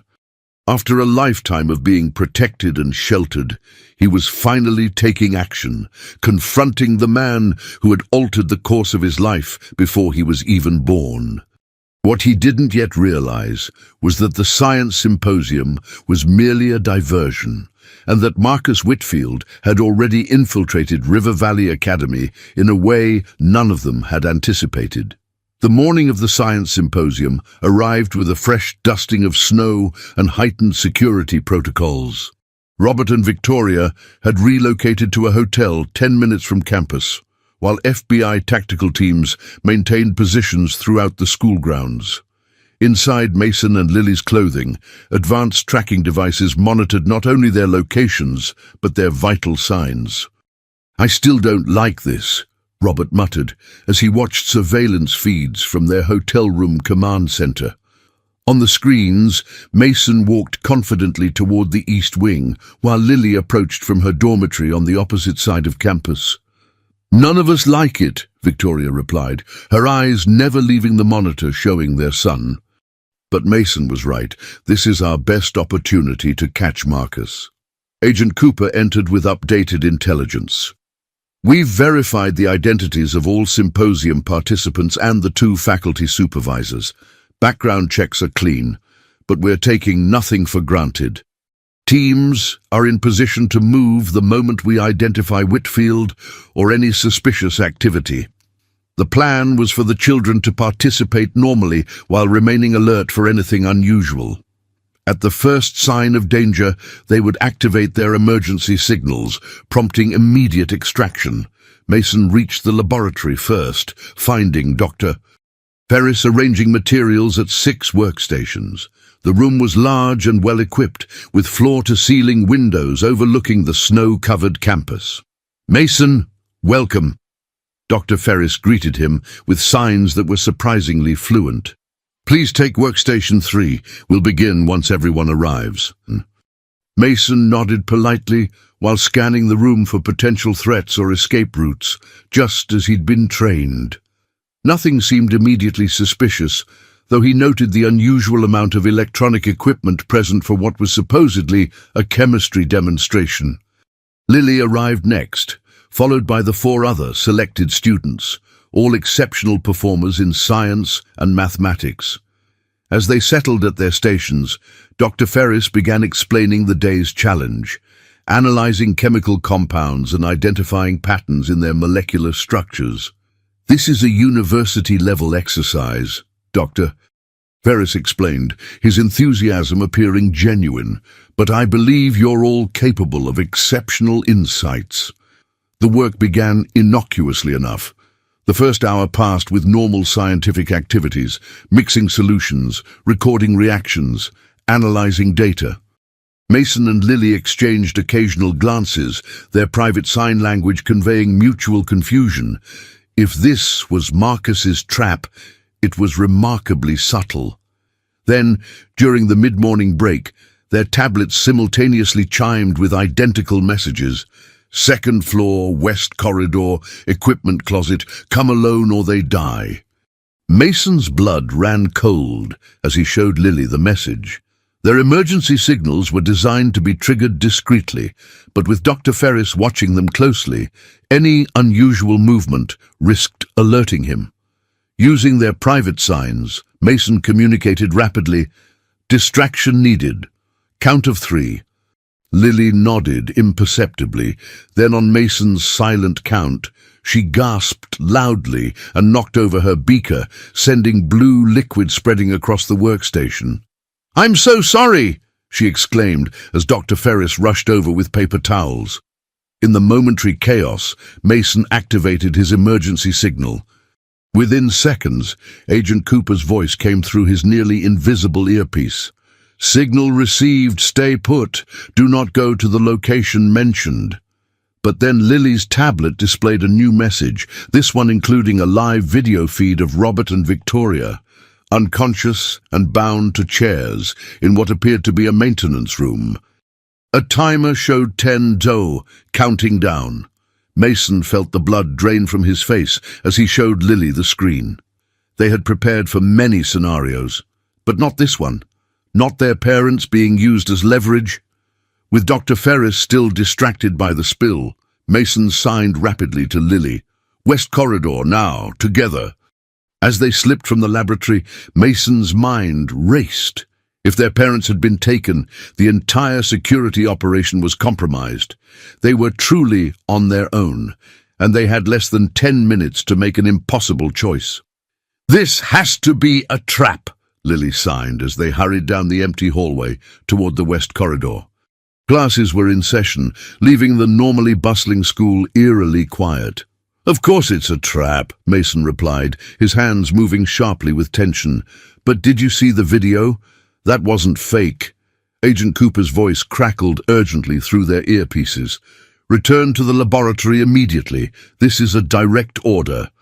Mason hesitated for only a moment before reaching up and removing the device, motioning for Lily to do the same. Their tracking devices were sewn into their clothing, harder to discard without being noticed, but at least now they wouldn't have to listen to commands they couldn't obey. The equipment closet was located in a secluded section of the West Corridor, away from classrooms. As they approached, Mason signaled Lily to stop, pointing to a nearly invisible tripwire across the doorway. Together, they carefully stepped over it.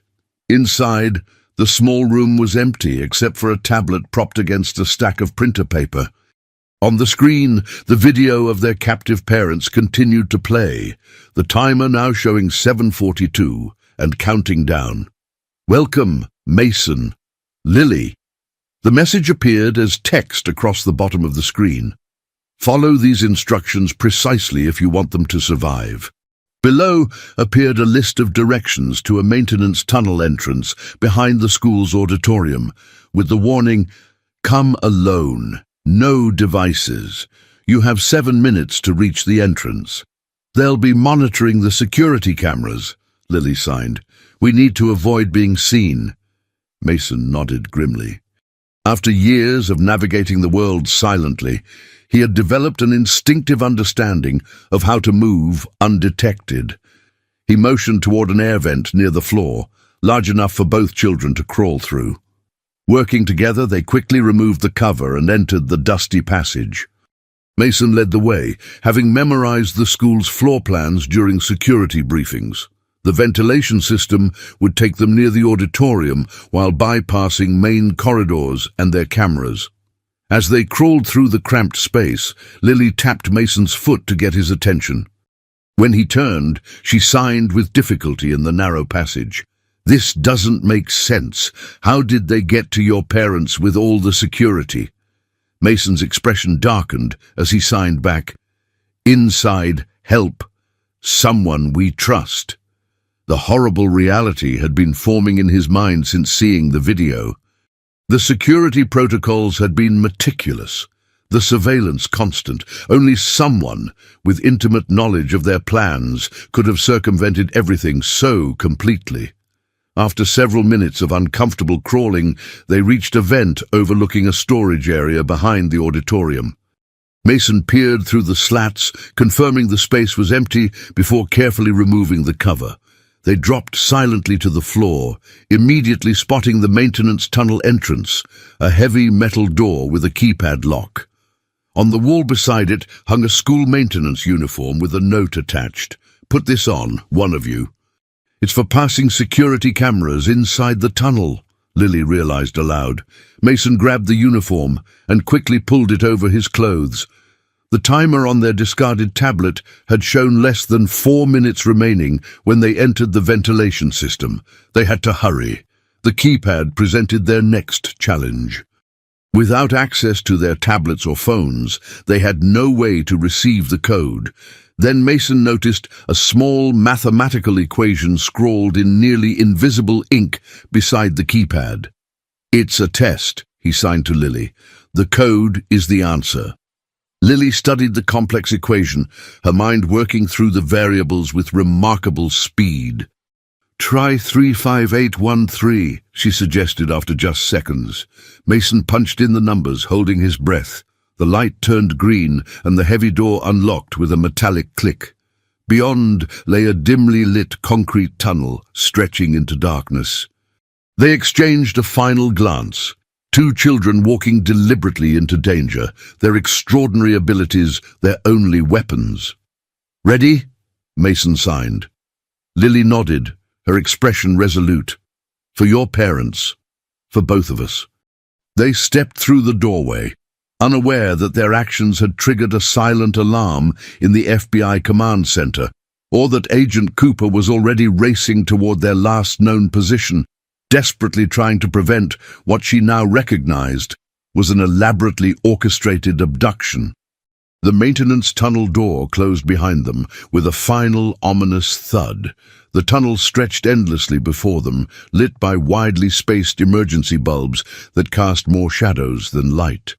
Mason led the way, the oversized maintenance uniform hanging loosely on his small frame. Lily followed close behind, counting their steps to track distance, a habit she'd developed during her homeless months to navigate the city. 600 steps, she signed when Mason glanced back. "We've gone about half a mile." The school's security briefings had never mentioned tunnels of this length. Clearly, someone had deliberately omitted this information from the protective measures surrounding them. The passage eventually opened into a larger junction with 3 branching corridors. On the wall hung a phone with a note, "Call for instructions."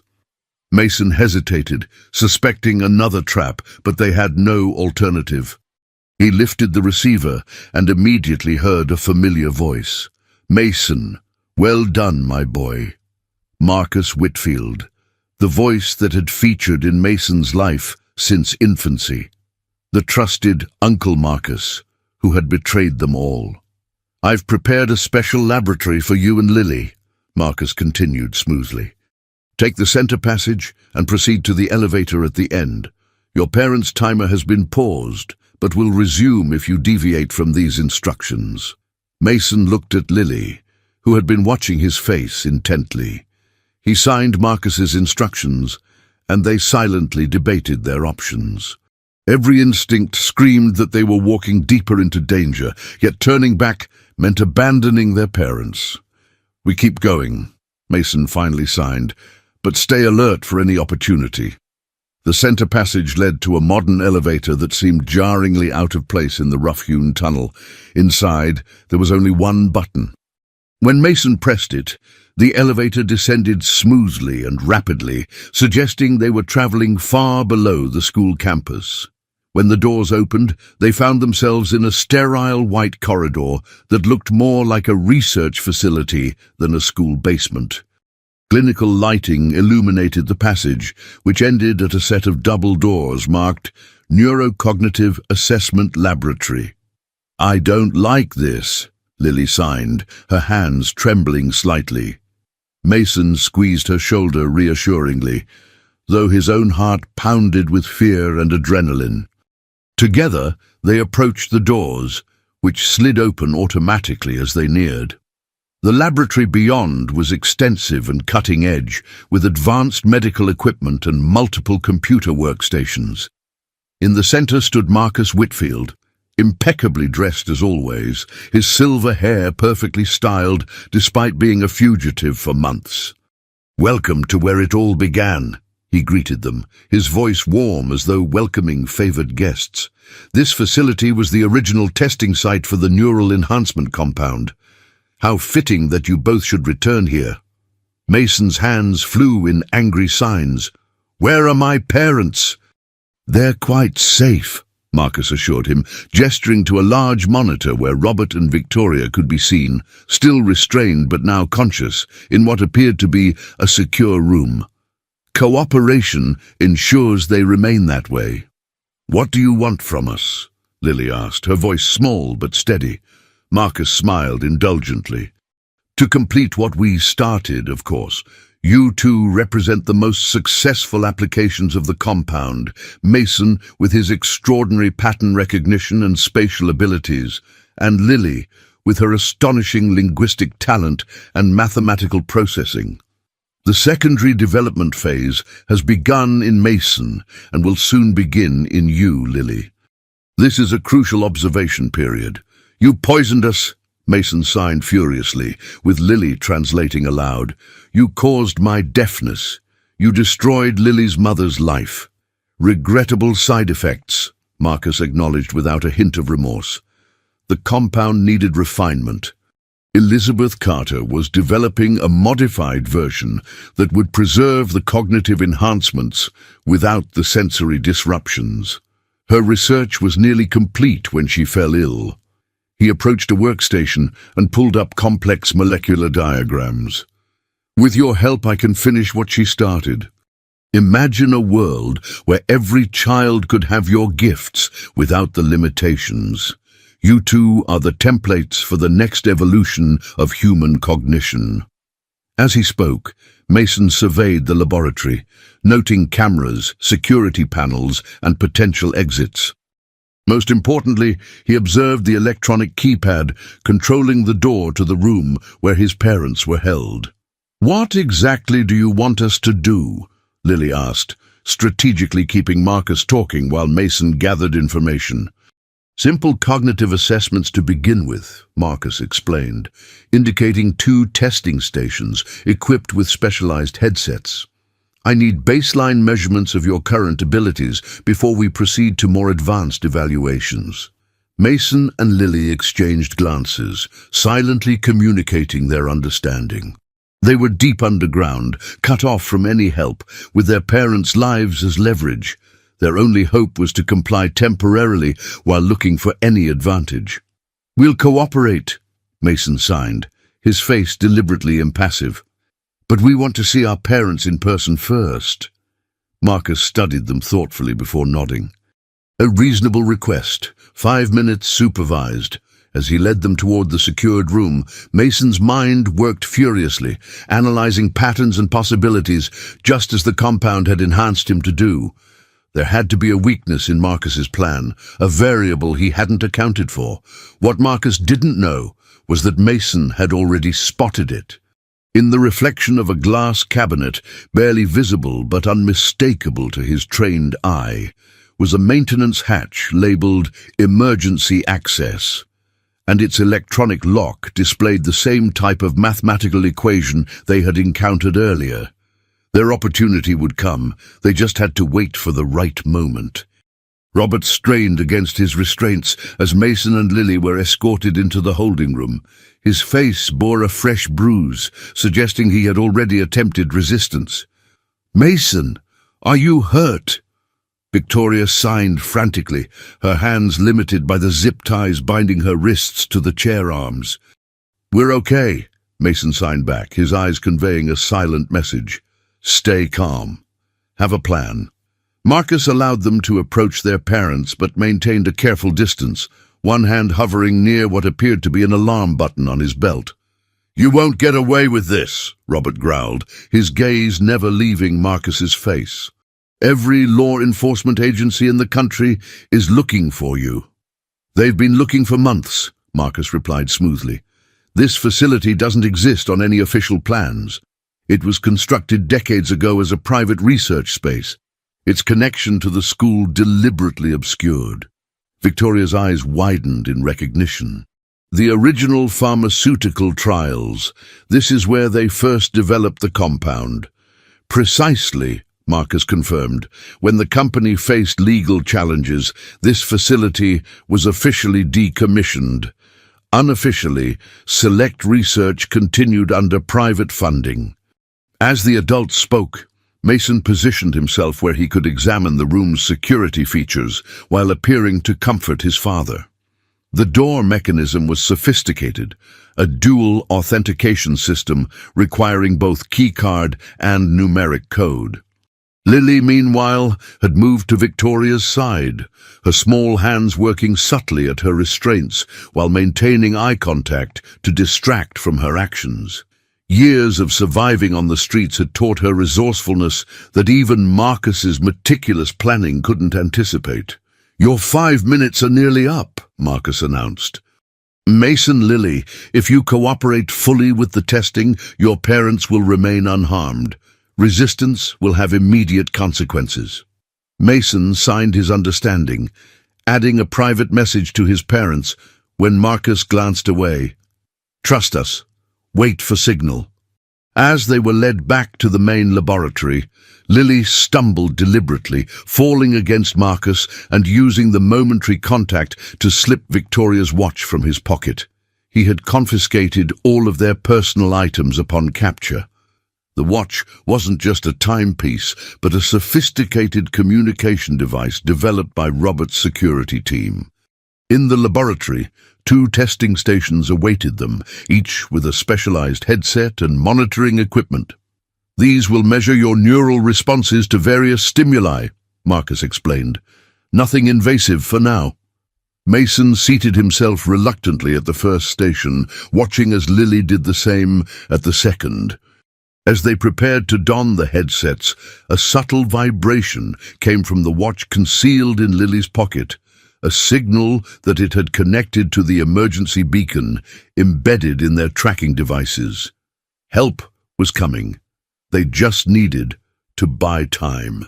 "Before we begin," Mason signed with Lily translating, "explain exactly what these tests will show. We deserve to understand what you're looking for." Marcus seemed pleased by the question, his scientific enthusiasm overtaking his caution. The compound creates unique neural pathway configurations, essentially rewiring specific brain functions for enhanced performance. These tests will map those pathways, showing exactly how your brains process information differently than typical subjects. As he launched into a detailed explanation of neurocognitive markers and developmental thresholds, Mason caught Lily's eye and tapped his finger twice against the console, their signal to initiate their contingency plan. Lily casually adjusted her position, using the movement to press the emergency button on Victoria's watch. Immediately, a high-pitched alarm blared throughout the facility, and the laboratory lights shifted to pulsing red. "Containment breach in Sector 4, announced an automated voice. "Emergency protocols engaged." Marcus cursed, rushing to a control panel. "It's nothing, just a system malfunction. Stay where you are." But Mason and Lily were already moving. In the practiced motion they had rehearsed countless times during security drills, they executed their escape plan, not running for the exits, which would surely be secured, but toward the emergency maintenance hatch Mason had spotted earlier. As Marcus realized their intention and turned to pursue them, the facility's doors slid open to reveal an unexpected figure, Dr. Alan Ferris, holding not scientific equipment but a standard-issue FBI sidearm pointed directly at Marcus Whitfield. "FBI, hands where I can see them, Whitfield." Marcus froze, his expression shifting from confidence to cold calculation. "Agent Ferris, you've been busy playing schoolteacher. And you've been busy committing additional federal crimes." Ferris, or rather the undercover FBI agent who had been monitoring them all along, replied steadily. "Step away from the children." In the momentary standoff, Mason had reached the maintenance hatch and was solving the mathematical equation that would unlock it, their backup escape route if the FBI's intervention failed. What happened next occurred with stunning speed. Marcus activated something on his wristwatch, triggering a secondary alarm system. Steel barriers began descending from the ceiling, designed to compartmentalize the facility during emergencies. "This facility has self-destruct protocols," Marcus warned as he backed toward another exit. "A remnant from its classified origins. You have 3 minutes to evacuate before the containment charges detonate." Agent Ferris fired, but Marcus had already slipped through a concealed door that sealed instantly behind him. "We need to free my parents." Mason signed desperately as the barrier continued its descent, threatening to cut off access to the holding room. "This way!" Agent Ferris shouted, leading them toward a different passage. "There's another entrance to the holding cells. We have teams breaking in from multiple points."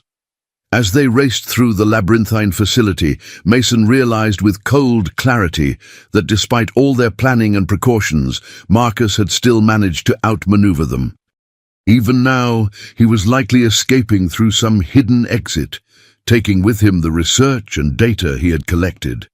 The facility shuddered around them as the first containment charges detonated in distant sections. Their carefully constructed trap had failed, and now they were the ones fighting to escape. Smoke filled the corridors as Mason, Lily, and Agent Ferris navigated the deteriorating facility. Emergency lights flickered, casting eerie shadows across their path. The children moved with surprising composure despite the chaos, their enhanced cognitive abilities allowing them to process and adapt to the crisis with exceptional clarity. "The holding room should be through here," Agent Ferris directed, gesturing toward a reinforced door at the end of the passage. Unlike the main entrance, this appeared to be a maintenance access point with a simpler locking mechanism. As they approached, the facility's intercom crackled to life with Marcus's voice. "I'm disappointed, Mason. I expected better from you. The compound should have helped you see the bigger picture." Mason ignored the taunt, focusing instead on the door before them. The locking panel displayed a complex sequence puzzle, another test designed to evaluate enhanced cognitive function while serving as security. "Can you bypass it?" Lily asked Agent Ferris, who was examining the mechanism with growing concern. "This isn't standard FBI training," he admitted. "This technology is advanced." Mason stepped forward, studying the pattern with intense concentration. His fingers moved across the display, rearranging digital segments with intuitive understanding. Within seconds, the lock disengaged with a satisfying click. Inside, they found Robert and Victoria already partially free, having worked together to loosen their restraints after Mason and Lily's departure. Victoria had managed to free one hand and was working on Robert's bindings. "Mason!" Victoria exclaimed, her free hand signing his name as she saw him enter.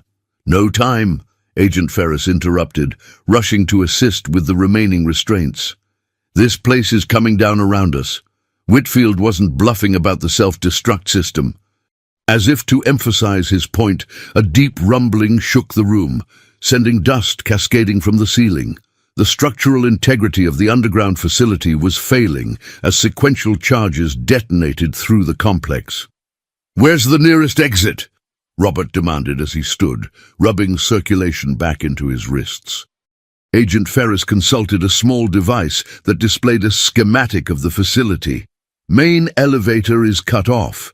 There's an emergency stairwell 2 corridors east, but—" He stopped, the schematic flashing red. "It's already compromised. Structural failure detected." "There's another way," Lily said suddenly, her voice quiet but certain.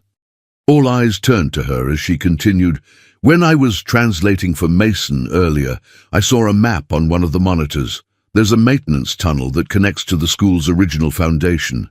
It should lead to the old boiler room." "How do we find it?" Victoria asked.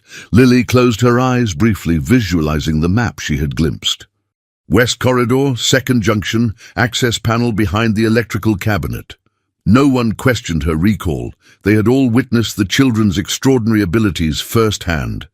As they moved through the failing facility, following Lily's directions, Mason tugged at Agent Ferris's sleeve and signed a question that had been bothering him. "How did you know we were here? Our tracking devices shouldn't work this far underground." "They don't," Ferris confirmed, signing his response while they walked. "But when you activated Victoria's watch, it sent a burst transmission through the facility's own communication system, essentially using Whitfield's network against him." Mason smiled grimly at the irony. The same technology Marcus had used to monitor them had become their salvation. They reached the electrical cabinet Lily had described, and Robert and Agent Ferris quickly moved it aside to reveal the hidden access panel. Beyond lay a narrow maintenance tunnel, barely large enough for an adult to navigate in a crouched position. "Kids first," Robert insisted, helping Mason and then Lily into the passage. Victoria followed, with Robert and Agent Ferris bringing up the rear. The tunnel was ancient, predating the research facility by decades. Support beams groaned ominously as more explosions rocked the complex behind them. They crawled forward in desperate silence, the adults struggling in the confined space that the children navigated more easily. After what seemed like an eternity, they reached a rusted ladder leading upward to a circular hatch. Mason climbed first, pushing against the heavy cover. For a terrifying moment, it refused to budge, then suddenly gave way, swinging upward to reveal the school's abandoned boiler room, just as Lily had predicted. One by one, they emerged into the musty space, coughing from dust and smoke. Through a small window, they could see FBI vehicles surrounding the school grounds and agents evacuating students and staff from the main buildings. "Marcus?" Robert asked Agent Ferris as they caught their breath. The agent shook his head grimly. No sign of him yet. He clearly had escape routes we didn't know about, but every law enforcement agency in the country has his biometrics now. It's only a matter of time. As they made their way outside to the organized chaos of the evacuation, Mason found himself searching the crowds, half expecting to see Marcus watching from some hidden vantage point. The man who had altered the course of so many lives, who had poisoned him before birth, separated him from his mother, and attempted to use him as a living experiment, remained elusive. But for the first time since learning the truth about his condition, Mason felt something unexpected: gratitude. Not for what had been done to him, but for what it had led to. His friendship with Lily, his reconnection with his mother, and most importantly, his father finally seeing him as he truly was. The compound had changed him, but the people who loved him had transformed him into something Marcus could never understand or control. A boy who was defined not by his enhancements or limitations, but by his choices and connections. As emergency vehicles arrived and medical personnel approached to check them for injuries, Mason took Lily's hand and signed a simple message: "We survived. Together." She nodded, signing back with equal simplicity: "Family." 6 weeks after the destruction of the underground facility, life had assumed a new normal. River Valley Academy had reopened following exhaustive security sweeps, with both Mason and Lily returning to classes under significantly reduced but still present protection. The FBI's investigation had uncovered the full scope of Marcus's operation, including evidence that at least 10 other children had been subjects of his experiments over the years. "The search for the other children continues," Agent Cooper explained during their weekly briefing in Robert's New York office. 3 have been identified so far, all exhibiting cognitive enhancements similar to Mason and Lily's, though with varying side effects. Victoria, now officially pardoned in exchange for her cooperation against Marcus, studied the files spread across the conference table. "Any sign of Marcus?" Agent Cooper shook her head. "Nothing concrete. We've frozen all his known accounts and properties, but he prepared for this contingency. Intelligence suggests he may have fled to a non-extradition country." Robert's expression hardened. "He won't stop. This research was his life's work." "Which is why security remains in place," Cooper agreed. "But we can't keep the children in a protective bubble forever." The phrase struck Robert forcefully. A protective bubble was exactly what he had tried to create around Mason for 12 years, not just because of external threats, but because of his own fear of connection. That bubble had been shattered, and despite the danger they had faced, Mason was thriving in its absence. "Dr. Carter's research has been invaluable," Cooper continued, referring to Elizabeth Carter's journals, which had been recovered from Lily's backpack and supplemented with additional notes found in the underground facility. "The compound's effects are now largely understood, and the FBI's medical team believes no additional developmental complications are expected." Victoria leaned forward. "And the enhanced abilities? Permanent, as far as we can determine. The secondary development phase Mason is experiencing now appears to be the final, significant neural reorganization. The enhancements stabilize after that. As the adults discussed medical findings and security protocols, Mason and Lily sat in Robert's expansive office, working on an advanced mathematics project assigned by their teachers. Through the glass walls, they could see the serious expressions of the adults, but couldn't hear the conversation. "They're talking about us again," Lily signed, not looking up from her tablet. Mason nodded. "Always are. At least they're including us in decisions now." Since the incident at the school, both Robert and Victoria had made a conscious effort to involve Mason and Lily in discussions about their future. It represented a fundamental shift in how they viewed the children, not as victims to be protected, but as capable individuals whose insights were valuable. "I found something interesting," Lily signed, sliding her tablet toward Mason. "In my mother's research notes, there's a passage about cognitive resonance between subjects exposed to the compound." Mason examined the complex notations and diagrams. Cognitive resonance? It's like mental synchronization. She theorized that subjects might develop the ability to communicate more efficiently with each other than with non-enhanced individuals. It might explain why our private sign language developed so quickly. Before Mason could respond, the door opened as the adults concluded their meeting. Robert approached the children, his signing now much more fluid after weeks of intensive practice. "Good news," he signed. "You're both cleared to participate in the spring academic competition. Security will be present, but discreet." Mason and Lily exchanged excited glances. The competition was prestigious, drawing gifted students from across the country. Under normal circumstances, first-year students wouldn't be eligible, but their academic performance had earned them special consideration. "One more thing," Robert continued, his expression softening. "The house in Connecticut is ready. We can move in next weekend if you both still want to." After extensive discussion, they had decided to relocate to a property closer to River Valley Academy.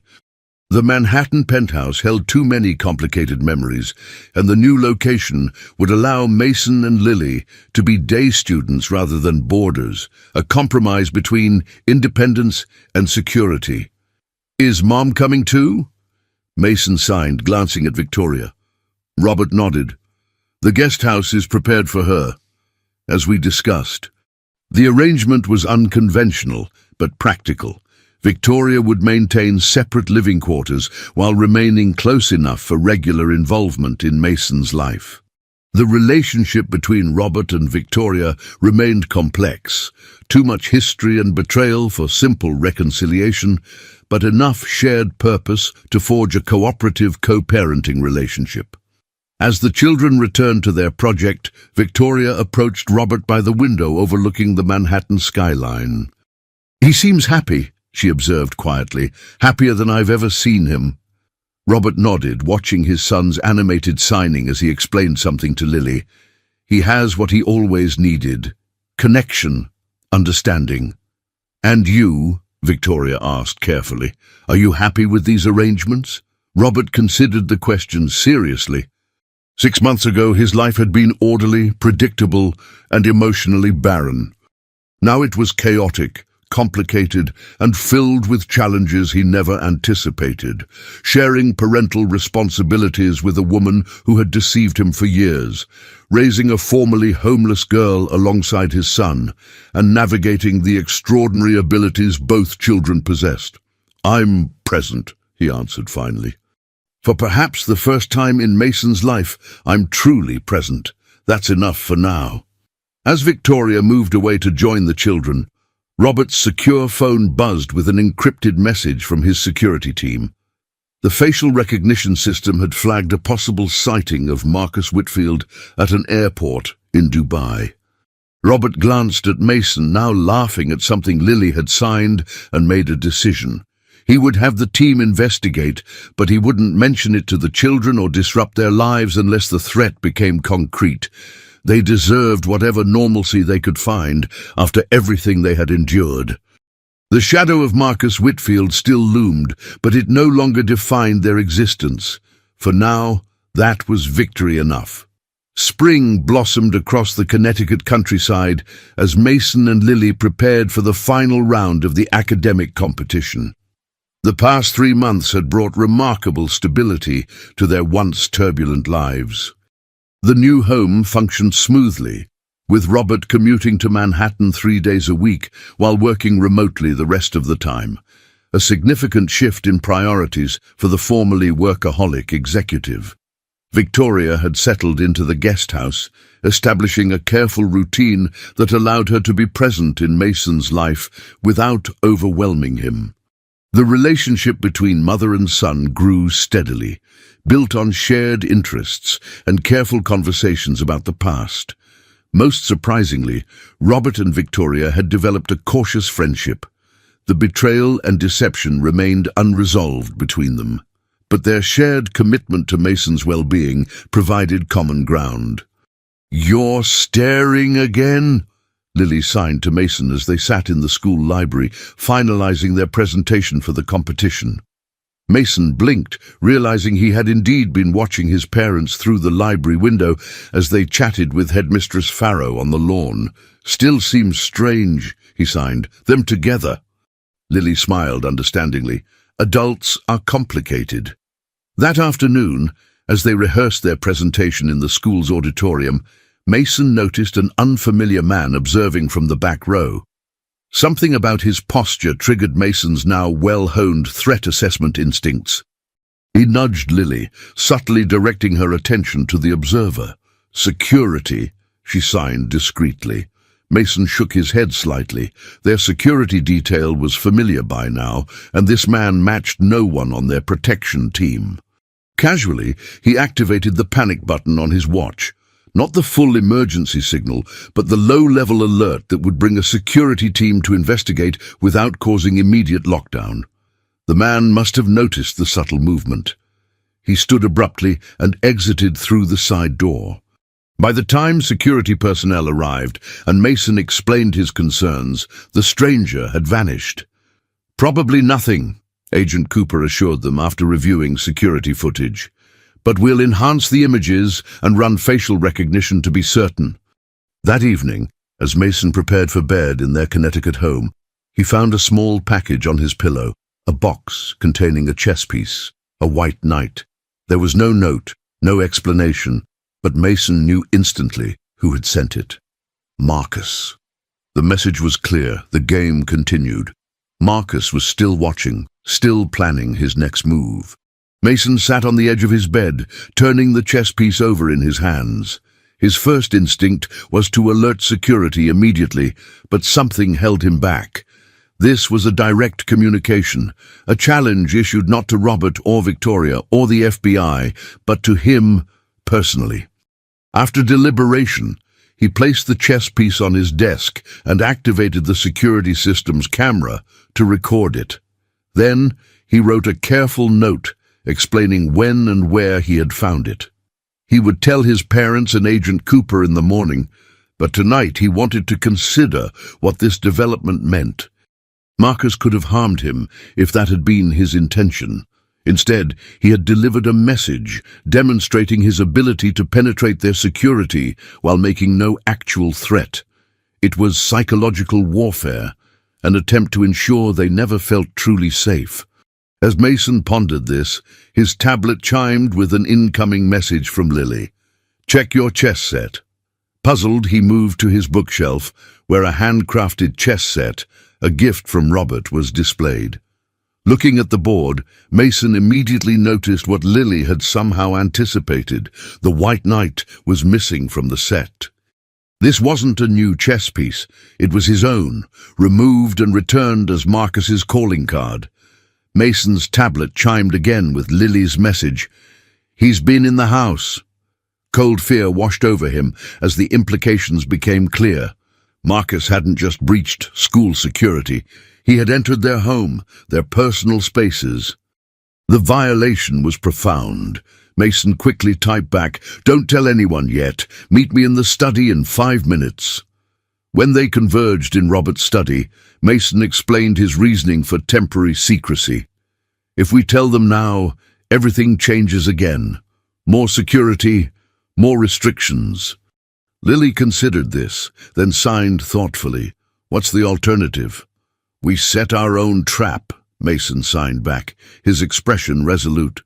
Marcus contacted me directly because he sees me as an equal, as a worthy opponent because of the cognitive enhancements. Let's use that against him. Their discussion continued late into the night. Two extraordinary minds crafting a strategy to confront the man who had altered their biology but underestimated their humanity. By morning, they had formulated a plan that was either brilliant or reckless, perhaps both. When they finally shared the discovery of the chess piece with their parents and security team, the adults reacted exactly as expected, with immediate concern and calls for enhanced security measures. What Mason and Lily didn't share was their own counter-strategy, already in motion. That afternoon, Mason placed a white pawn on his windowsill, visible from outside, positioned like a response in a chess game. Inside the hollow base, invisible to casual inspection, was a micro-tracker of their own design, created using components from their science projects. The message to Marcus was clear: I accept your challenge. What Marcus couldn't know was that the children had learned the most important lesson from their previous encounter. The best way to catch him wasn't through conventional security or authorities, but through his own obsession with proving his intellectual superiority. The academic competition was 2 days away. If their assessment of Marcus's psychology was correct, he wouldn't be able to resist attending the event where his two most successful subjects would be showcasing their enhanced abilities. They would be ready. As Mason prepared for bed that night, the white pawn was gone from his windowsill. The game had begun. 6 months later, the Connecticut house was alive with activity as final preparations were made for Lily's official adoption ceremony. The formal proceedings would take place at the courthouse in the morning, followed by a celebration with friends from River Valley Academy and the various security and FBI personnel who had become like extended family. Nervous? Mason signed to Lily as they sat on the back porch, watching the sunset paint the autumn sky in brilliant oranges and reds. Lily smiled, shaking her head. It just makes official what we already know, she signed back. We're family. The past 6 months had brought remarkable changes. The most significant had occurred at the academic competition, where their carefully laid trap had finally resulted in Marcus Whitfield's capture. True to their prediction, he'd been unable to resist attending the event where Mason and Lily were presenting their research. Research that deliberately incorporated elements of Elizabeth Carter's work on neural plasticity. The micro-tracker in the chess piece had led authorities directly to Marcus's hiding place, while the children's presentation had been designed specifically to draw him into the open with tantalizing references to breakthrough discoveries. When he approached them during the post-competition reception, disguised but unable to resist engaging with their research, FBI agents had been waiting. Marcus now awaited trial on multiple federal charges, from fraud and kidnapping to illegal human experimentation. His research had been confiscated and was being carefully studied by ethical oversight committees to determine what beneficial applications might be salvaged from his morally compromised work. More personally, the relationships between the unconventional family members had evolved in unexpected ways. Victoria had transitioned from the guest house to an apartment in town, maintaining close involvement with Mason while developing her own independent life. Robert had significantly restructured his company to allow more time at home, delegating responsibilities he once would have considered essential to his personal oversight. Most remarkably, the other children affected by Marcus's experiments had been located and brought into a special educational program at River Valley Academy. These children, each with unique cognitive enhancements and challenges, had formed an immediate bond with Mason and Lily, a connection Elizabeth Carter's research had predicted through her cognitive resonance theory. "Dad's watching us again," Mason signed, nodding toward the kitchen window, where Robert could be seen pretending to check on dinner preparations while actually keeping an eye on the children. Lily laughed. "Some habits don't change. He still worries." "With good reason," Mason acknowledged. The shadow of their experiences would never completely disappear, nor would the unique challenges their enhanced cognition presented. Regular medical evaluations continued to monitor their development, though no concerning changes had emerged. As twilight deepened around them, Lily's expression became more serious. "Do you ever wonder what our lives would have been like without the compound, without what Marcus did?" Mason considered the question thoughtfully. "I'd be hearing, 'You might still have your mother. We probably would never have met.'" He paused, his hands momentarily still. "But we wouldn't be us." Lily nodded, understanding the complex truth in his statement. Their abilities, their challenges, their shared experiences, all had shaped them in fundamental ways. To wish away the compound's effects would be to wish away essential parts of themselves. "They're calling us," Lily signed, noticing Victoria waving from the doorway. "Dinner's ready." As they headed inside to join the pre-adoption celebration dinner, Mason reflected on the journey that had brought them to this moment. From the isolated boy whose desperate signing had gone unnoticed, to the young man now surrounded by people who understood and valued him. From the homeless girl living in a cardboard box to the soon-to-be officially adopted daughter of one of New York's wealthiest businessmen. Their paths had crossed because of Marcus Whitfield's unethical experiments, but what had flourished afterward was entirely their own creation. A family forged not through traditional bonds, but through choice, courage, and the willingness to see beyond limitations to the extraordinary possibilities that lay within each of them. At the dinner table, surrounded by the unlikely family they had created, Robert raised his glass in a toast. Over the past year, he had become fluent in sign language, able to communicate with Mason without interpretation. Now, his hands moved confidently as he signed, "To second chances, to new beginnings, and to the family we choose." As glasses clinked around the table, Mason caught Lily's eye and added a private sign just for her, "To being seen." She smiled and signed back, "To being heard." In that moment, in their own unique way, they were both millionaires.